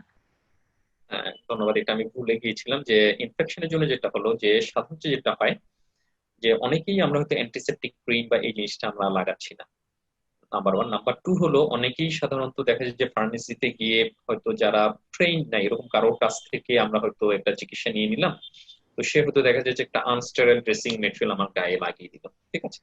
তো সাধারণত সেই ক্ষেত্রে দেখা যায় যে যদি এরকম কিছু লাগানো হয়, সাধারণত আমাদের কিন্তু যদি ড্রেসিং দিতেই হয়, আমি এর ফাঁকে বলে দিই, যদি ড্রেসিং আপনার লাগেই, আপনি অবশ্যই হসপিটালে যাবেন। আপনার হাসপাতালে চিকিৎসক আপনাকে যে ড্রেসিং যদি ড্রেসিং করতে বলে আপনি সেটাই ফলো করবেন, অন্য কিছু না, তাহলে কিন্তু আপনার ক্ষতি হয়ে যাবে। তো সাধারণত দেখা যায় যে আমাদের কাছে যেটা আসে ছোট্ট ছোট্ট বার্ন, যে ফার্মেসিতে যাওয়ার পর একটা আনস্টেবল কিছু দিয়ে ড্রেসিং দিয়ে দেয়, এবং সেটা স্কিনের সাথে লেগে যায়। 7 দিন পরে যখন উঠানো হয় তখন যেটা নতুন চামড়া গজিয়েছিল সেটা শুদ্ধ উঠে আসে। তো সেটা উঠে আসলে যেটা হয়, একে আমার নর্মাল স্কিনের যে লেয়ারটা পুড়ে গিয়েছিল, নতুন যে স্কিনটা আসতেছিল তাকেও আমি ডেস্ট্রয় করে দিলাম। তাহলে কিন্তু এই বার্ন কিন্তু দেখা যায় যে সহজে কিন্তু শুকায় না, ছোট্ট হলো দেখা যায় যেটা মাসখানেক লেগে যায়। আর নাম্বার টু হলো আমি কিভাবে বুঝবো এখানে ইনফেকশন হয়েছে কিনা, ওই যে বললাম এই একটা জিনিস। নাম্বার টু হলো যে আমি যদি মলম দেওয়ার পর দেখা যাবে যে ওই স্কিনের নিচের অংশে ছোট ছোট পুঁজের মতো জমা হবে। নাম্বার টু হলো যে শুধু পুজ না, যে যতটুকু অংশ পুড়ে গেছে দেখা যায় তার চতুর্দিকেরটা আস্তে আস্তে লাল হওয়া শুরু হবে। এই যে মানে যেই অংশটা পুড়ে গেছে, বা অনেক সময় ঘা থাকে আমাদের, তার চতুর্দিকে যেরকম ইনফেকশন থাকলে একটু লাল হয়ে আসে, ঠিক আছে, তার সারাউন্ডিং স্কিনটা লাল হয়ে আসছে। নাম্বার থ্রি হলো যে দেখা যায় তার ওই অংশটা খুব গরম হয়ে গেছে, হ্যাঁ।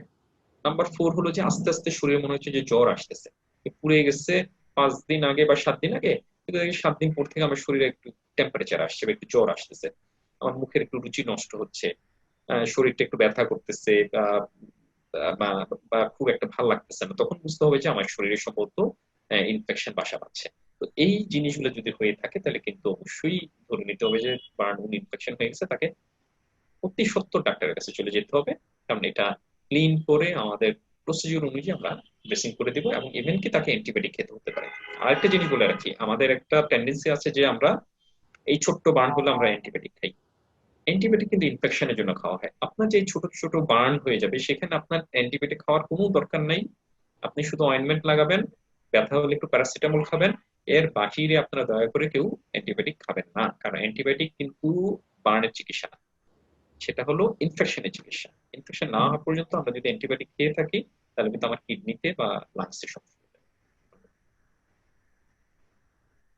আম, আমি এরপরে একটু সিরিয়াস বার্ন ইস্যুতে চলে যাওয়ার আগে, এই ধরনের ছোট বার্নে যে অনেক সময় যেটা হয় যে একদম বেসিক, আমি যে এক্সাম্পলটা আমারই মাথায় আসছে যে কিচেনে কাজ করতে গিয়ে পুড়ে গেল, কালো দাগ হয়ে গেল, সেই দাগগুলো কি অটোমেটিক চলে যায়, না সেই দাগের ক্ষেত্রে আমাদের কিছু করার? আহ, এটা আসলে দেখা যায় যে কিছু বার্ন আছে যে হওয়ার সাথে সাথেই কিন্তু একদিন পর থেকে কালো হওয়া শুরু হয়, সেটা কিন্তু একদম সুপারফিশিয়াল বার্ন। আমাদের স্কিনের তো অনেকগুলো লেয়ার আছে, সবার উপরে যে লেয়ারটা থাকে সেই অংশটা পুড়ে যায়। পুড়ে যাওয়ার জন্য একটা কালো একটা চামড়ার মতো থাকে। আমি যদি এভাবে অয়েন্টমেন্ট গুলো লাগাই দিনে 3 থেকে 4 বার, তাহলে দেখা যায় যে 14 দিন পরে সেই কালো স্কিনটা উঠে যায়, নিচে কিন্তু পিঙ্ক কালারের যে স্কিন ডেভেলপ করে, তাহলে আমি ধরে নেবো যে এটা আস্তে আস্তে চলে যাবে এবং নতুন স্কিন গজাবে। কিন্তু কারোর যদি 14 দিন বা 21 দিন পর যে বার্নটা হিল করে যাওয়ার পরে সেই জায়গাটা যদি কালো হয়ে আসে, ইন দ্যাট কেস কিন্তু আসলে আমাদেরকে একটু অন্য মেজার্স নিতে হবে। সেই ক্ষেত্রে আমাদের যারা প্লাস্টিক সার্জন আছে তাদের কাছে আসলে পরে আমরা সেটা দেখি, দেখে অ্যানালাইসিস করার পর সেখানে আবার আমাদের কিন্তু স্পেশালিস্ট টাইপের অয়েন্টমেন্ট আছে, সেগুলো তখন আমরা অ্যাপ্লাই করি।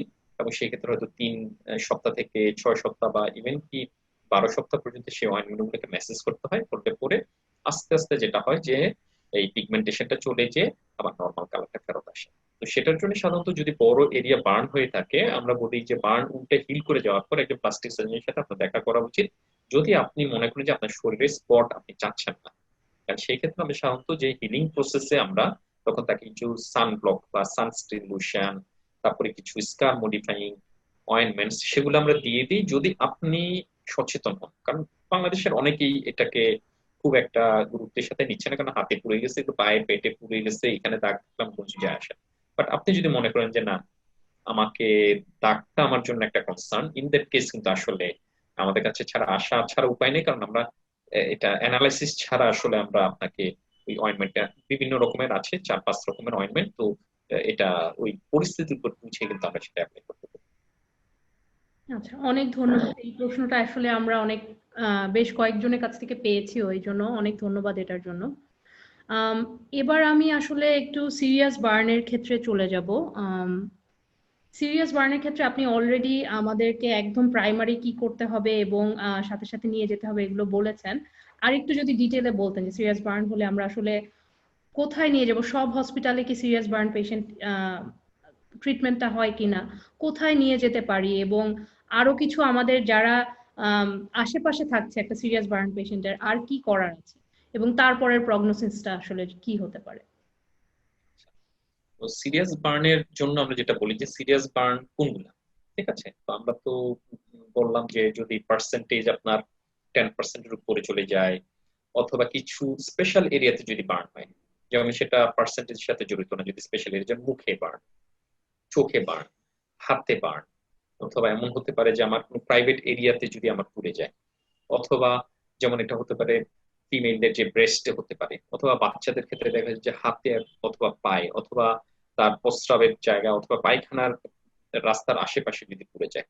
তারপর হলো যদি এই বার্নটা হয়ে থাকে এই হাতের যে অংশটা আছে এই অংশে, তারপরে যদি আহ, যার পুড়ে গেল ওনার যদি ডায়াবেটিস বা হাইপার টেনশন অথবা অন্য কোনো ইলনেস থাকে, তাহলে কিন্তু এগুলোকে আমি সিরিয়াস বলি কি, যেগুলোকে আসলে হসপিটালাইজ করতে হবে। তাছাড়া যদি বয়স যদি কম হয়, যেমন এক্সট্রিমস অফ এজেস, যে ছোট্ট বাচ্চা, তারপর হলো খুব বেশি বয়স, যাদের বয়স 60-এর উপরে বা 65-এর উপরে, তো কারণ তাদের স্পেশাল কেয়ার লাগবে। অথবা যেমন যারা হতে পারে প্রেগনেন্ট প্রেগনেন্ট উমেনের যদি পুড়ে যায়, সেক্ষেত্রে আমরা কি ধরনের ওষুধ দিব, কারণ অনেক সময় দেখা যায় স্ট্রেস থেকে কিন্তু তার ইউটেরাইন কন্ট্রাকশনের জন্য তার অ্যাবর্শন হয়ে যেতে পারে বা মিসক্যারেজ হয়ে যেতে পারে। তো এই জিনিসগুলা স্পেশাল কনসিডারেশন।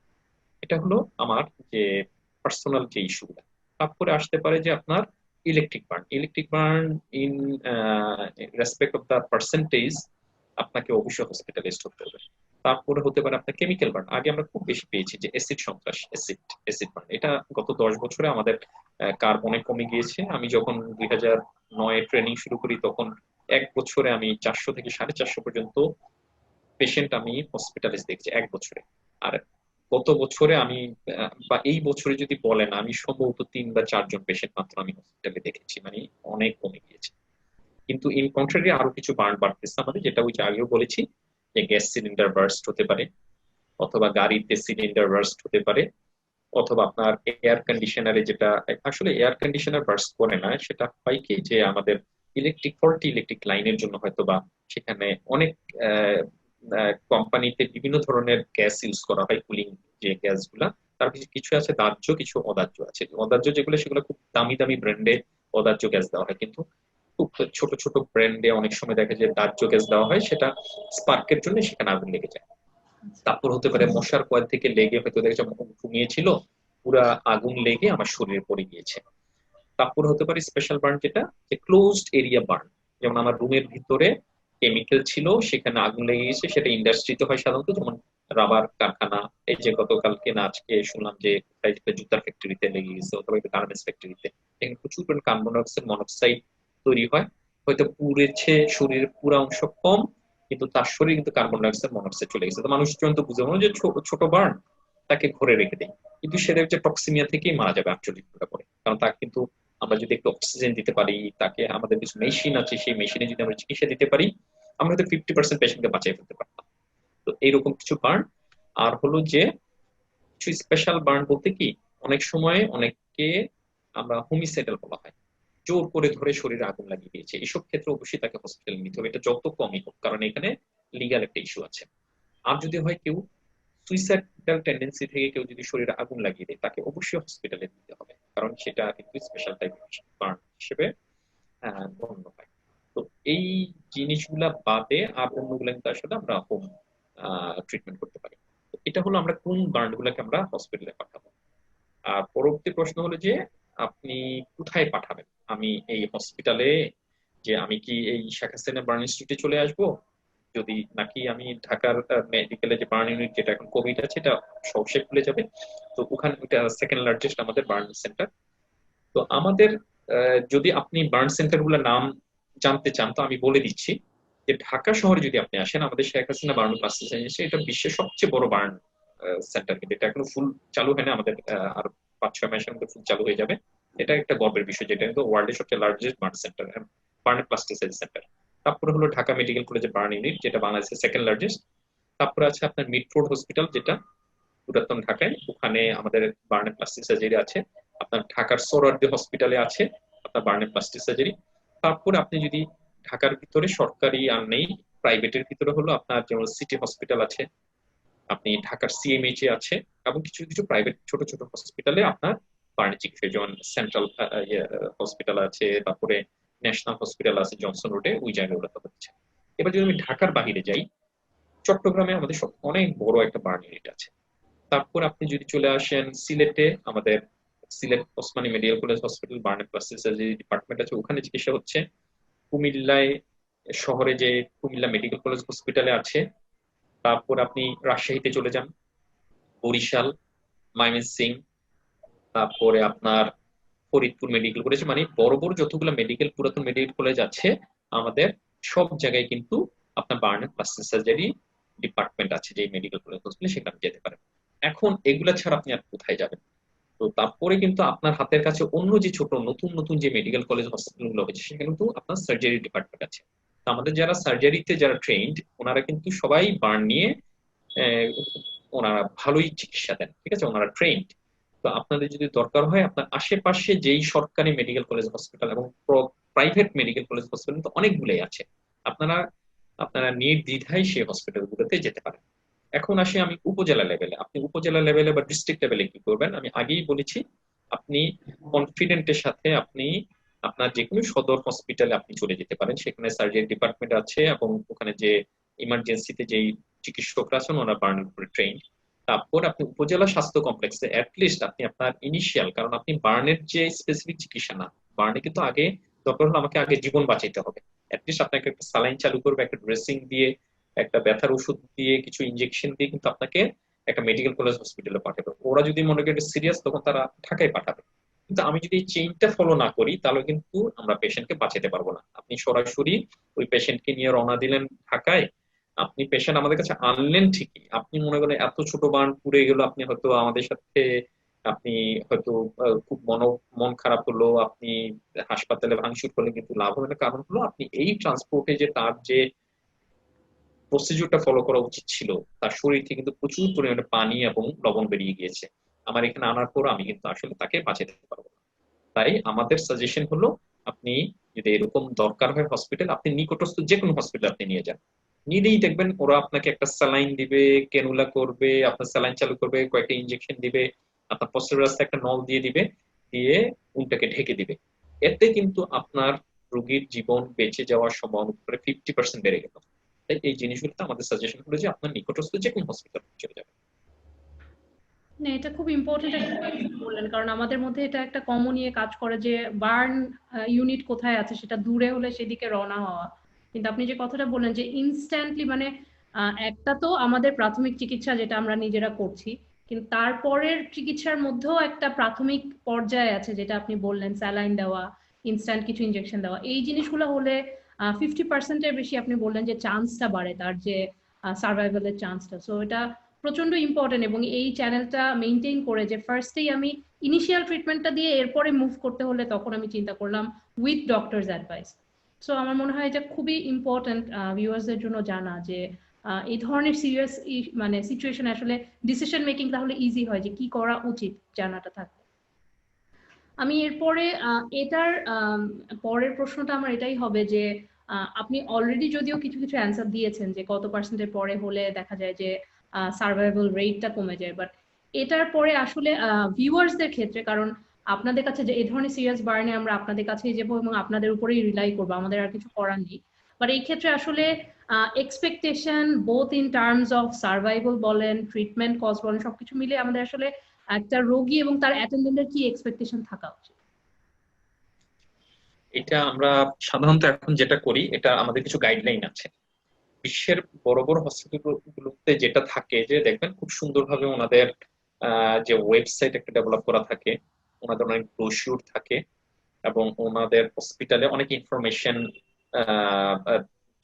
মানে প্রেজেন্ট করার মতো এরিয়া থাকে, যেখানে পেশেন্টদেরকে আসলে ইনফর্ম করা হয়, অথবা ওদের ওদের একটা ডিপার্টমেন্ট থাকে যেটা পেশেন্ট কেয়ার বলা হয়, তারা বা কাউন্সেলিং, তারা পেশেন্টের সাথে কথা বলে ওইটা সিস্টেম আছে। কিন্তু আমাদের বাংলাদেশের হেলথ সিস্টেম এই জিনিসটা নাই, কারণ আমাদের দেশ গরিব দেশ, সবকিছু তো পারবে না, যেখানে আমাদের বেসিক নিডই আমাদের পূরণ হচ্ছে না, সেখানে এইসব বিলাসিতা করার মতো অর্থ আমাদের অর্থ বিভাগ বা আমাদের হয়তো হেলথ সিস্টেমে নাই আর কি।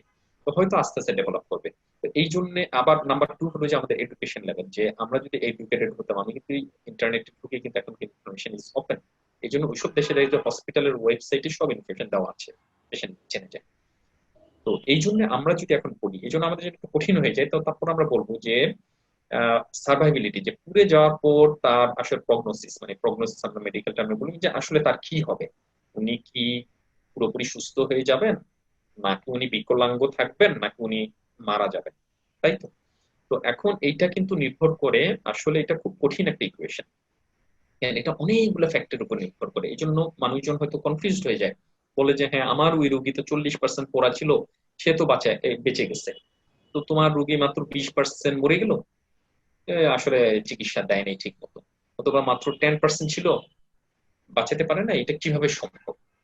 আবার আমরা ওই বিগিনিং এ আমরা বলেছি যে এটা কিন্তু ঠিক মানে পার্সেন্টেজ অফ বার্ন এবং তার কি ধরনের পুড়ে গেল তার উপর নির্ভর করে। যদি এখন আমাদের দেশের সক্ষমতা অনুযায়ী আমরা 40% পর্যন্ত বার্নকে আমরা আলহামদুলিল্লাহ আমরা বাঁচাইতে পারি, যদি সেটা হয়ে থাকে সুপারফিশিয়াল বার্ন, এই যে বললাম যে চামড়ার উপর অংশ পুড়ে গেছে। এখন তার সাথে যদি তার ডিপ বার্ন থেকে থাকে, আবার উনি আমার বার্নিটি আসছেন, যেটা হয় আমরা, আপনি একটা নর্মাল হসপিটালে গেলেও কিন্তু হতো, ওনারা তাই অনেক ক্ষেত্রে, আমাদের বেশিরভাগ ক্ষেত্রে আমরা দেখেছি যে বড় বড় পুরে এত কিছু বলার পরও পুড়ে যাওয়ার পর তাকে ঘরে রেখে, যে বিশেষ করে মহিলাদেরকে পুড়ে যাওয়ার পর ঘরে রেখে দেয়। হয়তো 7 দিন 10 দিন পরে যখন অবস্থা খারাপ হয়ে যাচ্ছে, তাকে স্ট্রেট হয়ে আমাদের ওখানে নিয়ে আসতেছে। তার মাঝখানে এই 10টা দিন কিন্তু উনি কোনো ধরনের চিকিৎসা পান নাই। তো পুড়ে গেলে শরীর থেকে প্রচুর পরিমাণে লবণ এবং পানি বেরিয়ে যায়। তো লবণ এবং পানি যদি আমি 24 ঘন্টার ভিতরে প্রতিস্থাপন করতে না পারি, এটা ওয়ার্ল্ড ওয়াইড স্ট্যাটিস্টিক্সে বলা আছে যে গোল্ডেন আওয়ার বলা হয়, ফার্স্ট মানে 48 আওয়ার্স এর ভিতরে, মানে আমরা অ্যাপ্রোপ্রিয়েট চিকিৎসা দিই, কিন্তু আপনাকে বার্ন ইউনিটে পৌঁছাইতে হবে 6 থেকে 8 ঘন্টার ভিতরে। কারণ 24 ঘন্টা পালিয়ে গেলে আমাদের প্রগনোসিস কমে যায়, 24 ঘন্টার ভিতরে আমাদের একটা ফ্লুইড দিতে হয়। তো সেই ফ্লুইড যদি আমরা দিতে না পারি, আমি যত যাই করি না কেন, আপনি যতই অ্যাডভান্স সেন্টারে নিয়ে যান, আপনি এখান থেকে ফ্লাই করে যদি সিঙ্গাপুরে নিয়ে যান, আপনার কিন্তু পেশেন্টকে বাঁচানো সম্ভব হয় না, হয়তো আপনি 5-7 দিন 10 দিন থাকবেন। তো সেই ক্ষেত্রে আমাদেরকে বড় পুড়ে গেলে অবশ্যই তাকে নিকটস্থ যে হসপিটাল নিয়ে যাবেন। তো এখন হলো যে যদি আমি ডিলে করে ফেলি, তাহলে কি হবে, আমার যে শরীর থেকে লবণ পানি বেরিয়ে গেলো, তার কিডনিটা কিন্তু নষ্ট হয়ে যাচ্ছে, ড্যামেজ হয়ে যাচ্ছে, আমরা কিন্তু বুঝতে পারি না। কিডনি ড্যামেজ 7 দিন পরে বোঝা যায়, যখন তার 70% উপরে নষ্ট হয়ে যায় কিডনি, তারপরে যে তার ক্রিয়েটিনিন লেভেল বাড়তে থাকে, তার আগ পর্যন্ত আমি বুঝতে পারি না। তো যখন আমার ক্রিয়েটিনিন বেড়ে গেল, ধরলাম যে ও কিডনি মানে নষ্ট হয়ে গেছে, দ্যাট মিনস অলরেডি তার 70% কম, তাহলে আমরা তো বেশি কিছু করতে পারবো না। তাহলে সেই ক্ষেত্রে আমাদেরকে আসলে এই প্রগনোসিসটা একটু জটিল। তো আমাদের তারপর আমরা বলতেছি যে যদি কারোর একটু বুঝার জন্য সূত্র একটা আছে, যে কারোর যদি পুড়ে যায়, যেমন ফর এক্সাম্পল কারোর পুড়ে গিয়েছে শরীরে 50%, তার বয়স হলো 50, তাহলে আমরা বলি যে পার্সেন্টেজ অফ বার্ন, এবং তার সাথে আমরা বয়সটাকে যোগ করি, কত হলো 50 + 50 মানে 100, মানে 100% ফ্যাটালিটি রেট। এখন তার যদি সাথে ডায়াবেটিস থাকে, এটাকে 2 দিয়ে গুণ করতে হবে। তার যদি হাইপার টেনশন থাকে, 2 দিয়ে গুণ করতে হবে। তার যদি ক্রনিক ইলনেস থাকে, যেমন কিডনি ডিজিজ থাকে বা আরো অনেক খারাপ খারাপ ওষুধ থাকে, বা তার ক্যান্সার আছে, তাহলে কিন্তু তাকে 2 দিয়ে গুণ করতে হবে। মানে তার ফ্যাটালিটি রেট কি, মৃত্যুর সম্ভাবনা 200%, মানে 50% বার্ন, 50 বছর বয়স, সাথে যদি ডায়াবেটিস থাকে, তাহলে 200% ফ্যাটালিটি রেট। তারপর যদি তার ইনহেলেশন ইনজুরি থাকে, তার পার্সেন্টেজ অফ বার্ন এখানে কোনো গুরুত্বপূর্ণ কিছু না। যেসব পেশেন্টের ইনহেলেশন ইনজুরি থাকবে, তার মৃত্যুর সম্ভাবনা 90%। এই জিনিসটা আমরা জানি না, যেমন পেট্রোল বোমার যে সন্ত্রাসের সময় কেন সবাই মারা গিয়েছে এই কারণে। আর লন্ডনে গত বছর একটা বিশাল বিল্ডিং এ আগুন লেগে যাওয়ার পর, ওই দেশেই কিন্তু ওরা কিন্তু 90% উপরে পেশেন্ট কিন্তু বাঁচাতে পারে না। কারণ এই কার্বন মনোক্সাইড ডাইঅক্সাইড এর জন্য। তো সে কিন্তু পার্সেন্টেজ কোনো ইম্পর্টেন্ট না। তারপরে ইলেকট্রিক বার্নে কিন্তু পার্সেন্টেজ এখানে ইম্পর্টেন্ট না। তাই যে ইলেকট্রিক বার্নে 1% বার্ন থাকে, দেখা যাচ্ছে ইলেকট্রিসিটি এখানে চলে গেছে ইলেকট্রিক বার্নে কেন পেশেন্ট মারা যায়? এই ইলেকট্রিসিটি, আমাদের হার্ট যে চলে, হার্ট কিন্তু একটা ইলেকট্রিক্যাল অ্যাক্টিভিটিতে চলে। তো আমাদের বাহিরের ইলেকট্রিসিটি যদি আমার যখন আমি ইলেকট্রিকিউটেড হই, তখন সে হার্টের যে ইলেকট্রিক্যাল যে অ্যাক্টিভিটি সেটাকে সে নষ্ট করে দেয় বা ড্যামেজ করে দেয়। ড্যামেজ করে দেওয়ার পর কিন্তু মানুষের হার্ট চলতে থাকে, কিন্তু 72 ঘন্টা পরে দেখা যায় সে স্টপ হয়ে যায়, কারণ হয়তো 5 দিন পরে, 7 দিন পরে। তো এটা একটা ইরিভার্সিবল ড্যামেজ। তো এই জন্য দেখা যায় ইলেকট্রিক বার্নের পেশেন্ট কাকে আমরা বাঁচাতে পারবো, এটা বিশ্বের কোনো দেশে গ্যারান্টি দিতে পারবে না। তো এই জন্য দেখা যায় যে বাংলাদেশে গরমকালে ইলেকট্রিকের বার্ন খুব বেশি বেড়ে যায়। কারণ বাংলাদেশে যেটা বলবো যে সবাই ইলেকট্রিশিয়ান, যে একটা ঘরে ছোট্ট কাজ করার জন্য দেখা যাচ্ছে নিজে রিস্ক নিচ্ছেন। মেইন লাইন কেউ আমি মেনটেন করতেছি না, আবার সব অবৈধভাবে কানেকশন নিচ্ছেন। এই কারণে দেখা যায় ইলেকট্রিক বার্ন অনেক বেশি, এবং অ্যাক্সিডেন্টাল বার্ন দেখা যায় ইলেকট্রিক, এই যে সিটি কর্পোরেশন এখন যে তারগুলো কেটে দিচ্ছে, আমরা কিন্তু খুশি ছিলাম যে এটা হওয়া উচিত। কারণ আমরা যেই পরিমাণ ডেভাস্টেশন দেখি এসব ইলেকট্রিক্যাল তার থেকে, যে দুর্ঘটনা, যে বাচ্চাদের হাত কেটে ফেলতে হয়, এরাদের হাত পা কেটে ফেলতে, কারণ আমার পাশের জানালার সামনে দিয়ে ইলেকট্রিকের তার বা এই ডিশের লাইন বা এই ইন্টারনেটের লাইন গুলো গিয়েছে, তার ভিতরে কিন্তু ইলেকট্রিক্যাল লাইনও আছে। একটা কাঠি লাগার ফলে দেখা যাচ্ছে তার হাতটা কিন্তু পুড়ে যাচ্ছে। তো এই যে কি পরিমাণে মানুষ বিকলাঙ্গ হচ্ছে, এই হিসাব কিন্তু আমাদের যারা ইন্টারনেট প্রোভাইডার বা ওই যে ডিশ লাইন প্রোভাইডার তাদের কাছে কিন্তু না, কারণ তার তো বিজনেস পিপল। তো এই যে যখন পুড়ে যায় তখন কিন্তু তাদের মৃত্যুর সম্ভাবনা প্রায় দ্বিগুণ, বলতে পারেন 3 গুণ বা 4 গুণ, মানে ফ্যাটালিটি রেট বেশি। তো এইসব ক্ষেত্রে আসলে আমরা কিন্তু প্রেডিকশন করতে পারি না। বা নারায়ণগঞ্জে যে দুর্ঘটনা ঘটলো, আপনার নিচে মিথেন গ্যাস ছিল, ফলে মসজিদের ভিতরে যে মিথেন গ্যাসের একটা মানে গ্যাস চেম্বার ছিল, যখন ইলেকট্রিক্যাল লাইন, ইলেকট্রিসিটি ছিল না, জেনারেটরে চলতেছিল, যখন জেনারেটর থেকে ইলেকট্রিক্যাল লাইনে কারেন্ট চলে আসে, তখন একটা স্পার্ক হয়। স্পার্ক হওয়ার ফলে কিন্তু পুরো মসজিদের ভিতরে একটা আহ, মানে আগুনের গোলার মতো তৈরি হয়ে যায়, কারণ এটার ভিতরে ছিল মিথেন গ্যাস, মানে দাহ্য। পুরোটা পুড়ে যাওয়ার জন্য যেটা হয়েছে, দেখা যায় সব মানুষ গরম গ্যাস সে শ্বাসের সাথে নিয়ে নিয়েছে, তার কিন্তু শ্বাস নালী সবার পুড়ে গেছে একদম ফুসফুস পর্যন্ত। যখন ওই পর্যন্ত গরম জিনিস চলে যায়, এই পেশেন্টকে বাঁচানোর সাধ্য বিশ্বের কারণ নেই। তো সেই কারণে দেখা যায় 37 জন পেশেন্টের ভিতরে আমরা 34 জনই কিন্তু মৃত্যুবরণ করেছেন, কারণ তাদের এই বলে ইনহেলেশন ইনজুরি, মানে শ্বাস নালী পুড়ে যাওয়া। বা বড় বড় গার্মেন্টস ফ্যাক্টরিতে যখন আগুন লাগে সেটা কিন্তু ইনহেলেশন ইনজুরি থাকে।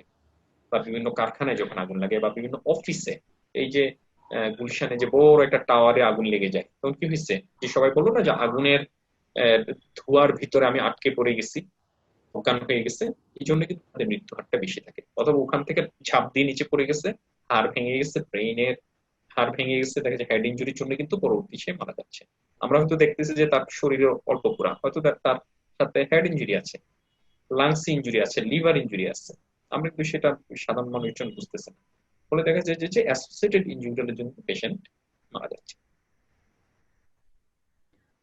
আহ, আসলে আপনারা মানে আমি এই মোমেন্টে যেটা আসলে আমার মাথায় চলছে, অ্যাওয়ারনেস এর বাইরেও যে আপনারা খুব কঠিন একটা কাজ করেন, এই ধরনের পেশেন্ট হ্যান্ডেল করা এবং ওই সময়ে তাদেরকে সাপোর্ট দেওয়া এবং প্রতিদিন এই জিনিসগুলো হ্যান্ডেল করা, অবশ্যই আপনাদেরকে ধন্যবাদ জানাতে হয়। যাক, হায়াত মওয়াত তো আল্লাহর হাতে, বাট যাকেই আপনারা বাঁচাতে পারেন এবং এটা প্রতিদিন এই ধরনের জিনিস হ্যান্ডেল করা, it takes a lot of courage and stress as well. So we thank you from Daktar. We thank all of you for this, for your service. না, thank you. Actually world wide যারা burn চিকিৎসা করেন, সাধারণত world standard হলো ওনারা টানা 10 years, মানে 6 to 10 years পরে কিন্তু ওনারা ম্যাক্সিমাম এটা অ্যালাউড। নতুবা দেখা যায় যে হেলথ কেয়ার প্রফেশনালদের সাইকোলজিক্যাল মানে প্রবলেম ডেভেলপ করে এবং স্ট্রেস। তো এটা ওয়ার্ল্ড স্ট্যান্ডার্ড হলো কেউ বার্ন ইউনিটে 8 থেকে 10 বছর বেশি কাজ করবেন না, কিন্তু আমাদের দেশে তো সেই স্কোপ নাই। আমরা বছর বছর একই জায়গায় কাজ করি, ফলে আমাদের অনেকেরই এটা আমাদের নিজেদের উপরও অনেক, কারণ we are the human beings, তো এটা খুব স্ট্রেসফুল এবং আসলে ফেটিক চলে আসে, যে কাজ করাটা অনেক সময় খুব খুব কঠিন হয়ে যায়। বিশেষত এরকম ডিজাস্টার গুলাতে কাজ করার পর কিন্তু আসলে একটা বিশ্রাম দরকার হয়, যেটা হয়তো আমাদের পক্ষে পাওয়াটা সম্ভব হয় না। না আসলে মানে যে কারণে আমি আমি নিজেই চিন্তা করতে পারছি না যে আমরা জাস্ট যেই খবরটা, যে নারায়ণগঞ্জে যে ঘটনাটা হলো, জাস্ট খবরটা পড়েই আমাদের যেরকম লাগে, যারা ফ্রন্ট এন্ডে এরকম পেশেন্ট হ্যান্ডেল করছেন ওনাদের তো আসলে অনেক ডিফিকাল্ট হওয়ার কথা এই সিচুয়েশন গুলো হ্যান্ডেল করা। এবং সেখানে সেই রোগীকে বাঁচাতে আরো না পারলে মানে খুবই ডিফিকাল্ট একটা সিনারিও হ্যান্ডেল করার জন্য। এবং অবশ্যই এবং এই জন্য আমরা স্ট্রেস দিচ্ছি চিকিৎসা না। আমাদের দেশে, গরিব দেশে, আমরা এত চিকিৎসা দিয়ে আমরা পারবো না। আপনি যদি এরকম বার্ন ইউনিট পুরা বিভাগীয় শহরে কেন প্রতিটা আপনি ডিস্ট্রিক্টেও যদি করেন, আপনি কিন্তু মর্টালিটি কমাইতে পারবেন না, মানে মৃত্যু বা বিকলাঙ্গতা আপনি কমাইতে পারেন। ইলেকট্রিক বার্নে আমাদের হাত এবং পা কেটে ফেলে দিতে হয়। প্রতি মাসে আমাদের Sheikh Hasina burn processing institute আমরা 40 থেকে 60 জন, এটা ভেরি করে 40 থেকে 60 জন মানুষকে আমরা বাঁচাচ্ছি, যাদের একটা হাত বা দুইটা হাত, অথবা 2 হাত 1 পা, অথবা 2 হাত এবং 2 পা কেটে ফেলে দিতে হচ্ছে। এটা খুবই ডিভাস্টেটিং, এবং ওনারা বেঁচে আছেন সমাজে ওনাদের বিকলাঙ্গতা নিয়ে। তো প্রতি মাসে যদি 40 থেকে 60 জন হয়, 1 বছরে কতজন, এবং 10 বছরে কতজন? তো এই জন্য আমরা আসলে সবার কাছে রিকোয়েস্ট, বা সাধারণ জনগণ যারা আছেন, দয়া করে আপনারা সাবধান হন। আগুন যাতে আপনার না লাগে, বা আপনি ইলেকট্রিকের বার্ন যাতে আপনি না হয়, বা এরকম ধরনের দুর্ঘটনা যাতে না ঘটে, সেই ব্যাপারে আপনাদেরকে সতর্ক হতে হবে। কারণ আপনি যদি সেটা বেঁচে যেতে পারেন, আমরা চিকিৎসা দিয়ে কিন্তু আপনাকে খুব একটা কোয়ালিটি অফ লাইফ ফেরত দিব, আপনাকে কিন্তু জীবনে বাঁচিয়ে দিতে পারবো, কিন্তু আপনার কোয়ালিটি অফ লাইফ বা আপনার যে বিকলাঙ্গতা, সেটা কিন্তু আমরা আসলে আপনাকে ফেরত দিতে পারবো না। তাই এখানে আমাদের অ্যাওয়ারনেস দরকার, সবার সচেতন হতে হবে যে কিভাবে বান বা পোড়া থেকে আমি নিজেকে রক্ষা করতে পারি, বা আমি আমার পরিবারকে বা আমার প্রতিবেশীকে আমরা রক্ষা করতে পারি। এই ব্যাপারে আমাদের সবাইকে সচেতন হতে হবে। আমি আপনাকে শেষ যে প্রশ্নটা করব, প্রশ্নটা হয়তো অনেক বড় অ্যান্সার হতে পারে, বাট আমি আপনার কাছে একটা আইডিয়া চাবো যে আপনি বললেন এতক্ষণ পর্যন্ত জীবন বাঁচানো, মর্টালিটি রেট এসব নিয়ে। আমি যদি একটু বেটার প্রগনোসিস নিয়ে কথা বলি, যে একজন বেঁচে গিয়েছেন সবকিছু, সে হয়তো লাইফে বেঁচে গিয়েছেন এবং বিকলাঙ্গতা হয়নি, কিন্তু তার ডিফারেন্ট, যেই ক্ষেত্রে প্লাস্টিক সার্জারি অন্য যে সাইডটা, যে অনেক খারাপ দাগ বা একটা অংশ ঠিক মানে এবড়ো থেবড়ো হয়ে যাওয়া, এই ক্ষেত্রে আসলে প্লাস্টিক সার্জারি কিভাবে তাকে একটা আহ সৌন্দর্যের যে পার্টটা সেখানে কি করতে পারে? আসলে পুড়ে গেলে পরে যে ধরনের ডিফর্মিটি হয়, তখন আর সৌন্দর্যের ব্যাপারটা আসলে থাকে না। যদি কম অংশ পুড়ে যায়, তাহলে সেটা সম্ভব যে ছোট ছোট পোড়া যেগুলো আমাদের ঘরে পুড়ে যাচ্ছে, আমরা চিকিৎসা নিলাম, সেই ক্ষেত্রে আমরা কিছু করতে পারি। কিন্তু এখন যদি কারোর 10% পুড়ে যায়, বা গ্রামে একটা মানুষ যখন পুড়ে যাচ্ছে, হাত পা পুড়ে যাচ্ছে, আমরা যতই ভালো চিকিৎসা দেন, ওই যে আমি বললাম যে আমি হয়তো তাকে জীবনে আমরা আপনাকে বাঁচিয়ে দিতে পারবো, কিন্তু আপনার কোয়ালিটি অফ লাইফ, আপনার বিকলাঙ্গতা, এটা কিন্তু আমরা আপনাকে বিশ্বের কোনো দেশে সম্ভব না। সব দেশে আপনি ইন্টারনেটে সার্চ করে দেখবেন, পুড়ে যাওয়ার পর ওইসব দেশে হাত পা বাঁকা, তারপরে মুখ বাঁকা হয়ে গিয়েছে, হাত কেটে ফেলতে দিয়েছে, পা কেটে ফেলতে দিয়ে দিতে হয়েছে, অথবা স্কিন গুলা নষ্ট হয়ে গেছে, সেগুলাকে প্রতিস্থাপন করা হয়, বা স্কিন গুলা কুচকে যে শুকিয়ে গিয়েছিল, আবার দেখা যাচ্ছে সেখানে ঘা দেখা দিচ্ছে, সেখান থেকে ক্যান্সার হয়। এই কষ্টগুলো কিন্তু আসলে চলতেই থাকে। তো সেটার জন্য আমরা যেটা করি, এগুলো অনেকগুলো ক্যাটাগরি আছে। মানে ওই যে মাইল্ড টু সিভিয়ার। তো মাইল্ড হলো যেটা আপনি যেরকম বললেন, যে ছোট ছোট বার্নের ক্ষেত্রে যে ছোট ছোট দাগ হয়, সেই ব্লেমিশ গুলো আমরা খুব সহজেই সুন্দরভাবে আমাদের কাছে আসলে পরে আমরা। তবে আমি একটা জিনিস বলবো, যে প্রাথমিক চিকিৎসাটা খুব জরুরি। ইনিশিয়াল চিকিৎসাটা, আপনি যদি পুড়ে যান, আপনি প্রাথমিক চিকিৎসা শেষে যদি আপনি একজন ভালো সার্জন, তারপরে যদি একজন প্লাস্টিক সার্জনের শরণাপন্ন হন, যদি আপনি প্রথম থেকে সচেতন হন দাগের ব্যাপারে, তাহলে আপনাকে প্রথম থেকে প্লাস্টিক সার্জনের সাথে আপনাকে কন্ট্যাক্টে থাকতে হবে। তাহলে আমরা যেভাবে ড্রেসিংটা চেঞ্জ করতে বলবো, যেভাবে ড্রেসিং গুলো চেঞ্জ করবো, তারপরে দেখা যাবে যে আমরা আপনার স্কার ম্যানেজমেন্টের জন্য কিন্তু প্রোটোকলটা অনেক লম্বা। আপনার পুড়ে গিয়ে ঘা শুকাতে লাগে 14 দিন, কিন্তু আপনার স্কার মডিফিকেশনের জন্য আমাদের সময় লাগে 18 মাস পর্যন্ত। এটা অত্যন্ত, মানে এটা ন্যাচারাল ব্যাপার, এর বাহিরে আমাদের কিছু করার নেই। মানে ছোট একটু অংশ পুড়ে গেল হাতের, এইটাকে একটা নর্মাল অংশে ফেরানো 18 মাস পর্যন্ত আপনাকে কষ্ট করতে হবে। হয়তো আমরা বিভিন্ন ধরনের অয়েন্টমেন্ট দিব, আপনাকে সানস্ক্রিন লোশন দিব, আপনাকে কিছু নিয়ম নীতি বলে দেব, কিছু খাবারের ব্যাপারে রেস্ট্রিকশন হিসেবে করে। এটা হলো নাম্বার 1 স্টেজ। নাম্বার 2 স্টেজ হলো ছোট ছোট পাকা হয়ে যাওয়া। দেখা যায় যে পুড়ে যাওয়ার পর আঙ্গুলে একটা পাকা হয়ে গেছে, বা হাতের একটা অংশ পাকা হয়ে গেছে। সেই জিনিসগুলোকে আমরা যেটা করি, পুড়ে যাওয়ার ইমিডিয়েটলি কিন্তু আমরা আসলে এটা রিকনস্ট্রাক্ট করতে পারি না। 3 মাসের আগে সম্ভব হয় না। 3 থেকে 6 মাস পরে আমরা অ্যাসেস করি। আসলে পুড়ে যাওয়ার পর কিন্তু আমরা অনেক ধরনের ফিজিওথেরাপি, এখানে খুব গুরুত্বপূর্ণ একটা জিনিস, পুড়ে যাওয়ার পর কিন্তু আমরা ফিজিওথেরাপি নিতে বলি পেশেন্টকে। আমরা ব্যায়াম, যেটা বলে সহজ বাংলা ব্যায়াম করতে হয় বিভিন্ন ধরনের, তো তাদেরকে আমরা ফিজিওথেরাপিস্টে পাঠিয়ে দিই আমাদের তত্ত্বাবধানে। আমরা যেভাবে বলি ফিজিওথেরাপিস্টরা সেভাবে সাধারণত ব্যায়ামগুলো দেন, কিন্তু অনেকে সেটা না করে তো ডাইরেক্টলি ফিজিওথেরাপিস্টের কাছে যাচ্ছেন, ওরা ওদের মতো দিয়ে দিচ্ছে, এতে বিকলাঙ্গতা বাড়তেছে। তো আমরা সাজেস্ট করবো যে আপনারা প্লাস্টিক সার্জন অথবা যে কোনো সার্জনের তত্ত্বাবধানে আপনারা ফিজিওথেরাপি নেবেন। নিলে পরে যেটা হবে যে দেখা যায় যে আপনার এই বিকলাঙ্গতা অনেকাংশে কমে যাবে, হওয়াটা বন্ধ হবে, কারণ পুড়ে যাওয়ার পর কিন্তু আস্তে আস্তে বিকলাঙ্গতা ডেভেলপ করে। তো সেটার জন্য আমরা যেটা করি, বিভিন্ন ধরনের এক্সারসাইজ, বিভিন্ন ধরনের অয়েন্টমেন্ট এবং বিভিন্ন ধরনের স্প্লিন্ট আমরা ব্যবহার করি। স্প্লিন বলতে কি, বিভিন্ন ধরনের তৈরি করা জিনিস যেটা দিয়ে হাতটাকে ধরে রাখে বা পাকে ধরে রাখে বা আপনার ঘাড়কে ধরে রাখে, সেটা দিয়ে কিন্তু আমরা তাকে চিকিৎসা করি। অথবা আমরা প্রেসার গার্মেন্ট দিই, যে স্পেশাল টাইপের একটা কাপড়ের মতো, এটা চাপ দিয়ে ধরে রাখে, তার নিচে আবার সিলিকনের শীট দিয়ে দেই। সেটা কি করে, এই যে বাজে ধরনের স্কিন যে কুঁচকে আসে, এটাকে বলা হয় কন্ট্রাকচার। নাম্বার টু হতে পারে সে কিলো হাইপারট্রফিক স্কার হতে পারে, মানে কি যে জায়গাটা পুড়েছে সেটা ফুলে উঠছে, খুব চুলকায় ব্যথা করে। আরেকটা হলো কি কিলয়েড হয়ে যায়, যে অনেক বেশি ফুলে যে ব্যথা করে এবং খুব বাজে একটা স্কার হয়, খুব শরীরে চুলকে এবং ব্যথা করে। সেটার জন্য দেখা যায় যে আমরা এই দীর্ঘমেয়াদী চিকিৎসা কিন্তু আমাদেরকে যেতে হয়। আর যাদের হাত পা বাঁকা হয়ে যায় তখন তাদেরকে রিকনস্ট্রাকটিভ সার্জারি বলে, মানে যেটা প্লাস্টিক সার্জারির অংশ, এটা আবার অন্যরা কেউ করেন না, তারা সাধারণত এইরকম হলে পরে আমাদের কাছে পাঠিয়ে দেন। তো এটারও দীর্ঘমেয়াদী চিকিৎসা। কারো যদি একটা আঙ্গুল বাঁকা হয়ে যায়, সেটাকে সোজা করার কিন্তু এত সোজা জিনিস না, সেটাকে সোজা করার পর সেখানে ফ্ল্যাপ দিতে হতে পারে, স্কিন গ্রাফট করতে হতে পারে, মানে প্রতিস্থাপন করা, অথবা আরো মডার্ন অনেক সার্জারি আছে, আমরা সেগুলো করতে পারি। অথবা কারোর হাতের একটা অংশ দেখা যায় হাতের কোনোই এভাবে বাঁকা হয়ে আছে, অনেকে দেখে পা বাঁকা হয়ে আছে, সেগুলো কিন্তু আমরা একবারে করার সময় না, এগুলো স্টেজ সার্জারি বলা হয়। যে একটা স্টেজে একটা অংশ পর্যন্ত আমরা খুলে দিই, তারপর আরেকটু খুলে দিই, আরেকটু খুলে দিই, এইভাবে করে কিন্তু আমরা রিকনস্ট্রাকটিভ সার্জারি গুলো করি। এবং এতে দেখা যাচ্ছে যে খুবই এক্সপেন্সিভ, কারণ আপনার আহ অনেক লম্বা সময় যাবত অপারেশন করতে হয়, তারপর আপনার জেনারেল অ্যানেস্থেসিয়া লাগে, তারপর অপারেশনের পরে অনেক দীর্ঘ সময় পর্যন্ত আপনাকে একটা মানে প্রটোকল দিয়ে যেতে হয়। দেখা যাচ্ছে যে একটা যদি কোনোই এর এই অংশটা আমার বাঁকা থাকে, সেইটার জন্য হয়তো আমার 2 থেকে 3টে সার্জারি লাগে। এবং টোটাল স্ট্রেচ যদি আমি চিন্তা করি, 3 থেকে 4 বছর এর মতো একটা মানে টাইম হয়তো তাকে আমাদের সাথে থাকতে হয়। আর সবচেয়ে কঠিন যে জিনিসটা হলো যে এটা যে একদম আগের মতো আমি এখন যেরকম আছি, আমার শরীরে হয়তো কোনো পড়া নাই, সেরকম হয়ে যাবে, এই এক্সপেকটেশন কিন্তু আসলে আমরা আসলে বলি না যে এটা সম্ভব, এটা কখনোই সম্ভব না। আমরা হয়তো নিয়ার নর্মাল কাছাকাছি তাকে ফাংশনালিটি ফেরত দিতে পারবো, কিন্তু আপনাকে আগের রূপে ফেরত দেওয়ার ক্ষমতা মানুষের নাই।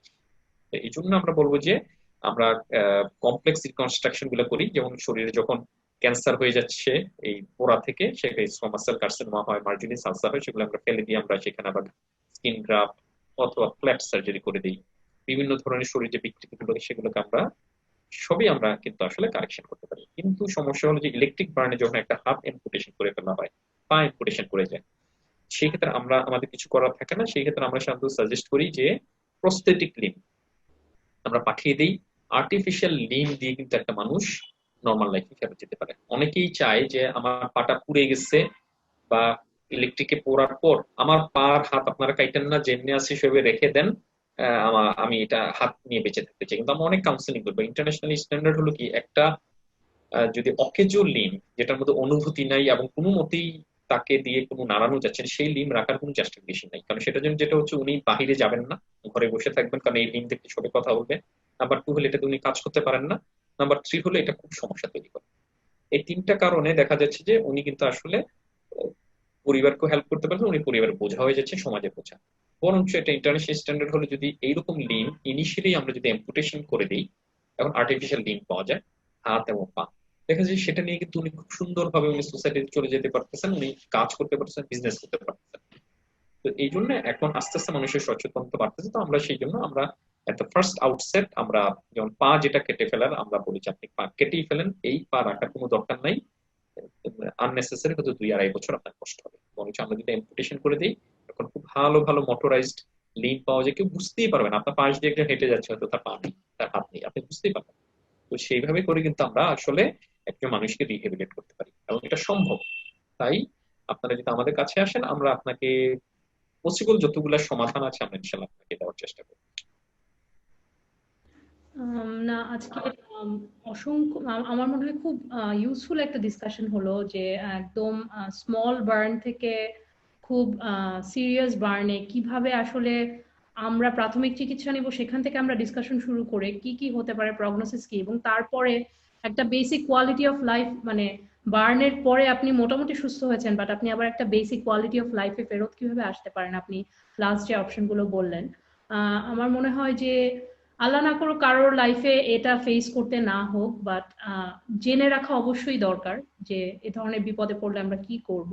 এবং যারা দুর্ভাগ্যবশত অলরেডি এ ধরনের কোনো অ্যাক্সিডেন্টে পড়েছেন এবং কোয়ালিটি অফ লাইফে তারা সাফার করছেন, যে তারা যেরকম আপনি যে এক্সাম্পল গুলো দিচ্ছেন, তাদেরও আসলে কিছু আশার ব্যাপার আছে যে আমি আমার একটা অ্যাম্পুটেশন হয়েছে, বাট আমি স্টিল একটা নর্মাল লাইফের কাছাকাছি যেতে পারি।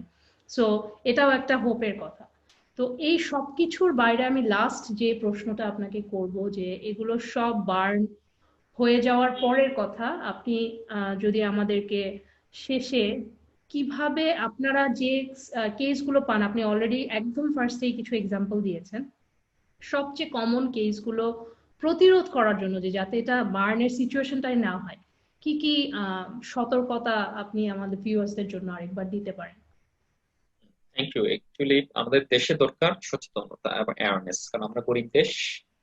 আবার আমরা যারা মানুষজন আছি গ্রামে, আমাদের অর্থনৈতিক অবস্থা সবার সমান না। একটা বার্নের চিকিৎসা চালানো খুব একটা সহজ ব্যাপার না, বা একটা দুর্ঘটনা ঘটে গেলে একজন আর্নিং মেম্বার থাকে শরীর ফ্যামিলিতে, দেখছে সেই ইলেকট্রিক বার্নে আক্রান্ত হয়ে গেলে কিন্তু পুরো পরিবারটাই কিন্তু অচল হয়ে যাচ্ছে। এই জন্য আমরা যদি আলাদাভাবে দেখি, একটা হলো যে যে বাসা বাড়িতে যে বার্ন গুলা হয় সেগুলা থেকে যে মায়েদেরকে রক্ষার জন্য, যেটা নাম্বার ওয়ান হলো যে শীতকাল সামনে আসছে, সেই শীতকালে যদি আমাকে প্রিভেন্ট করতে হয় যে আমি যদি গরম পানি করি বারবার, কারণ সবচেয়ে বেশি করা হয় গরম পানি গোসল করার জন্য। তো এটার অল্টারনেটিভ হলো যদি আমি একটু পয়সা খরচ করে, দেখেন যে পুড়ে গেলে পরে যে খরচ হবে তার চেয়ে আপনি কিন্তু একটা যদি গিজার কিনে নেন আপনার খরচ কিন্তু কম হবে। তো আমাদের সাজেশন যদি আপনি একটা শহরে যারা আছেন এটলিস্ট আপনি একটা একটা গিজার কিনে নেন, গিজার দিয়ে রিপ্লেস করেন, মানে ওয়াটার হিটার যেটাকে বলা হয়। নাম্বার টু হলো যে যদি আপনার সেটি সক্ষমতা না থাকে, আপনি যদি গরম পানি করেন, আপনি কখনো সেই ডেকচি বহন করে আপনি টয়লেটে যাবেন না। আপনি যেটা করবেন যে আপনার যে গোসলখানায় যে বালতি থাকবে, সেটা প্লাস্টিকের একটা বালতি আমরা এখন ইউজ করি, সেই বালতিটার মধ্যে একটু পানি নিয়ে সেটাকে আমি আমার রান্নাঘরে নিয়ে আসবো, এনে সেই গরম পানিটা আমি সেই বালতিতে ঢেলে দিই। ঢেলে সেইটাকে আমরা খুব সহজেই কিন্তু আমি ক্যারি করবো। দেখেন এটা কিন্তু সেফ, যে আমি একটা হ্যান্ডেল আছে, প্লাস্টিকের বালতি, ওর ভিতরে একটু নর্মাল পানি ছিল, ট্যাপের পানি, তার ভিতরে আমি গরম পানি টেনে ঢেলে নিলাম। যদি পড়েও যায় আমার কিন্তু দুর্ঘটনা কম ঘটবে, বা পড়ে যাওয়ার সম্ভাবনা খুবই কম। আমি সেটাকে বহন করে আমি গোসলখানায় নিয়ে বাকিটায় পানি ভরে আমি কাজ করি। নাম্বার থ্রি হলো যে আমি বললাম যে কিচেনে যারা, মানে রান্নাঘরে যারা মায়েরা রান্না করেন, যে আপনি আটো সাটো কাপড় পরবেন। একটা কিচেন অ্যাপ্রন কিনাটা মাত্র 250 টাকা লাগে। অথবা আপনি সেটা না করেন, অনেকেই সেলাই মেশিন আছে, আপনি একটা ভারী কাপড় দিয়ে আপনি একটা অ্যাপ্রন তৈরি করে নেন, দুইটা অ্যাপ্রন তৈরি করেন, রান্নার আগে আপনি সেই অ্যাপ্রনটা পরে নেন। নাম্বার ফোর হলো যে ওড়না বা শাড়ির আঁচল ঝুলিয়ে না রেখে আপনি কোমরে বেঁধে নিয়ে, অথবা ওড়নাটা খুলে রেখে আপনি রান্নার কাজ করেন।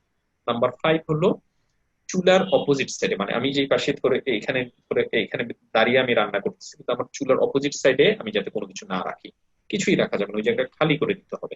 বরঞ্চ ওখানে একটা জানালা থাকতে ভালো, ঠিক আছে, যাতে আমাদের গ্যাসটা চলে যায়। কারণ ওখানে আমি যখন রাখবো, আমি হাত দিয়ে এটা মানে মানে মশলা নিতে যেয়ে বা কোনো কিছু নিতে যেয়ে দেখা যায় আমার শরীরে আগুন লেগে যাচ্ছে, এটা করা যাবে না। নাম্বার সিক্স হলো যে বাচ্চাদেরকে রান্নাঘরে অ্যালাউই করা যাবে না, তাদেরকে আসতে দেওয়া যাবে না। নাম্বার সেভেন হলো যে আমরা এমন বাটিতে রান্না করার পর জিনিসগুলো রাখবো, যে আমরা সাধারণত যে আমাদের দেশে যে ডেকচির যে সিস্টেমটা, সেটা যে তলাটা যেরকম থাকে, যে ফিক্স থাকে না, সেগুলোকে আমরা আস্তে আস্তে রিপ্লেস করে, যেমন ইন্ডিয়াতে বা শ্রীলঙ্কাতে অনেক জায়গাতে এটা করছে, নেপালেও, যে ওরা কিন্তু ওই যে আমরা প্যানের মতো যেরকম থাকে, বা যেগুলাকে কি বলে যে ফ্ল্যাট, মানে বটন যেগুলো আছে, যে stiffness পট আছে, কমিয়ে। আমরা সেটাকে রিপ্লেস করে নিলে কিন্তু আমার দুর্ঘটনা আমাদের মতো অনেক পার্সেন্ট কিন্তু আমরা কমিয়ে ফেলতে পারি। আর নাম্বার এইট হলো যে আমাদেরকে যে ঘরে যেসব ছোট ছোট ইলেকট্রিক্যাল লাইন আছে যেগুলো নিচের দিকে বাচ্চারা ধরতে পারে, সেগুলোকে আমরা স্কচটেপ দিয়ে বন্ধ করে রাখবো। আর প্রতি বছর অবশ্যই আমাদের শরীর বাসার ইলেকট্রিক্যাল লাইন গুলো আমাদের চেক আপ করা উচিত। যদি কোথাও কোনো স্পার্ক করা লাইন থাকে, কোথাও যদি লুজ লাইন থাকে, কোনো সুইচ যদি দেখা যায় যে ভালো কাজ না করে, আপনি একটা 100 টাকা সুইচের জন্য কিন্তু আপনার পুরো জীবনের আপনি রিস্ক নেওয়াটা ঠিক হচ্ছে না। আপনি একটা ইলেকট্রিশিয়ান ডেকে নিয়ে সাথে সাথে সাথে সুইচ রিপ্লেস করেন, কারণ যে কোনো সময় আপনি দুর্ঘটনা ঘটতে পারে। তারপরে হলো যে যদি নাম্বার 9 হয় যে বাসার বাহির দিয়ে যদি কোনো ইলেকট্রিক্যাল লাইন থেকে থাকে, আপনার বারান্দায় কখনো কোনো স্টিক রাখবে না, কারণ বাচ্চা বুঝবে না সেই স্টিক দিয়ে সেটা তারটাকে টাচ করতে যেয়ে কিন্তু সে আক্রান্ত হতে পারে।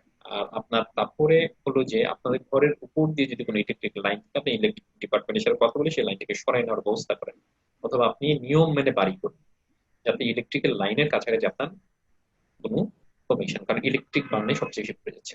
নাম্বার 12 যদি আমরা বলি যে ইলেকট্রিকের যদি কোনো কাজ যারা করে তাদেরকে আমাদেরকে বলতে হবে যে তুমি কাজ করার সময় তিনটা জিনিস করতে হবে। একটা হলো রাবার বুট, বেশি দাম না, গামবুট। হাতে এক জোড়া রাবারের গ্লাভস, বেশি দাম নয়, সেটা দাম 300 থেকে 350 টাকা। মাথায় একটা হেলমেট। এটা হলো বেসিক নিড। এই তিনটা জিনিস যদি কেউ পরে থাকে তার কোনো দিনে ইলেকট্রিক্যাল কোনো ইনজুরি হবে না, কারণ এটা ইনসুলেটেড কাজ করে। আমরা জাস্ট মাত্র আমি যে ইলেকট্রিশিয়ান, আমি যে কাজ করব, আমার কিছু ইকুইপমেন্ট লাগবে না। আমি যে চিকিৎসক, আমার কিন্তু স্টেথোস্কোপ তো আমাকে সরকার কিনে দিচ্ছে না, আমি আমারটা নিজেই কিনে নিয়েছি। আমার অ্যাপ্রনটা আমি নিজে কিনে নিয়েছি। আমার কিছু যে হাতে যে আমি কিছু অ্যান্টিসেপ্টিক ইউজ, এটা আমি আমার সেফটির জন্য আমি ইউজ করবো। তো যিনি ইলেকট্রিক্যাল কাজ করবেন তাকে এই তিনটা গিয়ার্স তাকে ব্যবহার করতেই হবে যদি উনি তার নিজের সেফটি চান এবং নিজের জীবনটাকে বাঁচাতে চান। আর হলো যে আমরা যে যখন আমাদের যে পানির যে ট্যাঙ্কি আমরা যখন পরিষ্কার করব তার মধ্যে কখনো ইলেকট্রিক লাইন আনবো না। প্রয়োজন আমি ঢাকনাটা খুলে দিব, গ্যাস সম্পূর্ণভাবে বেরিয়ে যাওয়ার পর তার ভিতরে আমরা প্রবেশ করব কাজ করার জন্য। তারপরে আমাদের ঘরে যেসব আমরা এলপিজির যে সিলিন্ডার আমরা ইউজ করব তা ব্যবহার করার পর অবশ্যই মুখটাকে বন্ধ করে রাখতে হবে। কাজ শেষে আমরা যারা গ্যাস লাইন থাকে আমাদের ঘরে, দেখা যায় গ্যাসের লাইন আমরা কি করতেছি, 1 টাকার ম্যাচ বাঁচানোর জন্য আমি কিন্তু সারাক্ষণ এই গ্যাস লাইনটাকে আমার জ্বলতেই থাকে। এটা কখনোই করবে না। এতে দুইটা জিনিস, একটা হলো দুর্ঘটনার চান্স বাড়তেছে, নাম্বার 2 হলো দেশের মূল্যবান সম্পত্তিটা আপনি পুড়িয়ে দিচ্ছেন। আর গ্যাসের চুলার উপরে কখনো কাপড় শুকানোর কোনো দরকার নেই, কারণ এটা কিন্তু আসলে আপনি শুকাতে পারেন না। কারণ এটা কিন্তু আসলে রান্নার জন্য জিনিস, আপনি সেখানে না, আপনি আপনার কাপড় শুকাতে হয় আপনি রোদেই শুকান। বর্ষাকালে হলে পরে আপনার সময় লাগবে, আপনি করে ঝুলিয়ে রাখেন। কিন্তু চুলার উপরে এটা দিতে পারেন না, এতে দুর্ঘটনার সম্ভাবনা বেড়ে যাচ্ছে। আর হলো যে অ্যাসিডের যদিও সন্ত্রাস কমে গিয়েছে, তো সেই ব্যাপারে তারপর আমাদের সতর্ক থাকতে হবে যে কেমিক্যালস যাতে আমাদের নাগালের মধ্যে না থাকে। তো এই জিনিসগুলো যদি আমরা আসলে ফলো করি তাহলে দেখা যায় সব ধরনের দুর্ঘটনা আমরা আসলে কন্ট্রোল করতে পারবো। না, অসংখ্য ধন্যবাদ। আপনি যে কয়টা কথা বললেন প্রত্যেকটা করাই কিন্তু খুব সহজ, জাস্ট দরকার একটু সচেতনতা। এটা করে আমরা যদি লাইফে এত বড় দুর্ঘটনা রোধ করতে পারি, কেন করব না? খুব খরচও খুব কম লাগছে এবং করাটাও কোনো কঠিন ব্যাপার না।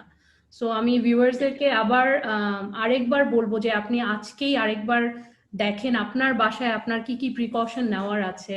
ডক্টর যেই যেই প্রিকশনের কথা বললেন, কিভাবে আপনি প্রিপেয়ার করতে পারেন আপনার নিজের সেফটি এবং আপনার ফ্যামিলি সেফটি এনশিওর করতে পারেন। আজকেই আরেকবার চেক করে দেখুন না কেমন, যাতে নিজেদের লাইফটা, নিজেদের সুস্থতা, নিজেদের ভালোভাবে বেঁচে থাকা, এটা আমাদের যতটুকু করার আছে এটা আমরা সবাই যদি করি, সবাই হয়তো অনেক ভালো থাকতে পারি। তো আমি ডক্টর আপনাকে অসংখ্য ধন্যবাদ আবার জানাতে চাই। আপনি অত্যন্ত গুরুত্বপূর্ণ একটা সেশন করেছেন আমাদের সাথে এবং আমি শিওর প্রত্যেকেই কিছু না কিছু এখান থেকে ভ্যালু পেয়ে যাবে। এবং ভিউয়ার্সদেরকেও আমি আবার থ্যাংক ইউ জানাতে চাই যে আপনারা পুরোটা দেখে শুনে আপনারা লাইফে যদি কিছু এখান থেকে ইমপ্লিমেন্ট করতে পারেন সেটাই আমাদের পাওয়া হবে। তো আপনি যদি ভিউয়ার্সদের উদ্দেশ্যে আর কিছু বলতে চান, বলে আমরা শেষ করতে পারি।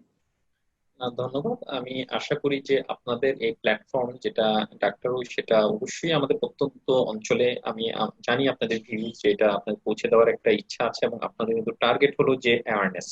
তো আমি মনে করি যে this is the right platform যেখান থেকে আমরা চাই, বিশেষত আমরা অ্যাওয়ারনেস নিয়ে কাজ করতে চাই বাংলাদেশে, কারণ ওরাটা আমাদের সাথে মিলে যাচ্ছে আপনাদের। তো আমরা চাই যে এর মাধ্যমে আপনারা যারাই শুনছেন যে আপনারা যে এই প্ল্যাটফর্মের মধ্যে যারাই আপনারা এই আমাদের অ্যাওয়ারনেস গুলো শুনলেন, দয়া করে আপনি শুধু এটা নিজের মধ্যে রাখবেন না, আপনি সেটা আপনার মানে আপনার আত্মীয় স্বজনের মাঝে এবং আপনার প্রতিবেশী মাঝে কিন্তু এটা ছড়িয়ে দেন। আপনি ডাক্তারকে ছড়ানোর দরকার নাই, আপনি আমাদের অ্যাওয়ারনেসটা ছড়ান, সেটাই আমরা চাচ্ছি। ওনারা তাই চাচ্ছেন। তখনই আমাদের এটা সাকসেস, যে ডাক্তারও এটা করতে সক্ষম হয়েছে। আমি আশা করি যে আপনারা এই অ্যাওয়ারনেস এর বাণীটা আপনি পৌঁছে দেন।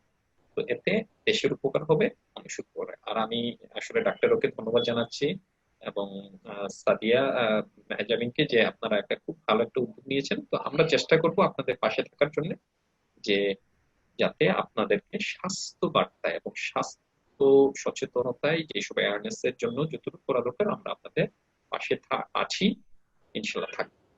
ধন্যবাদ।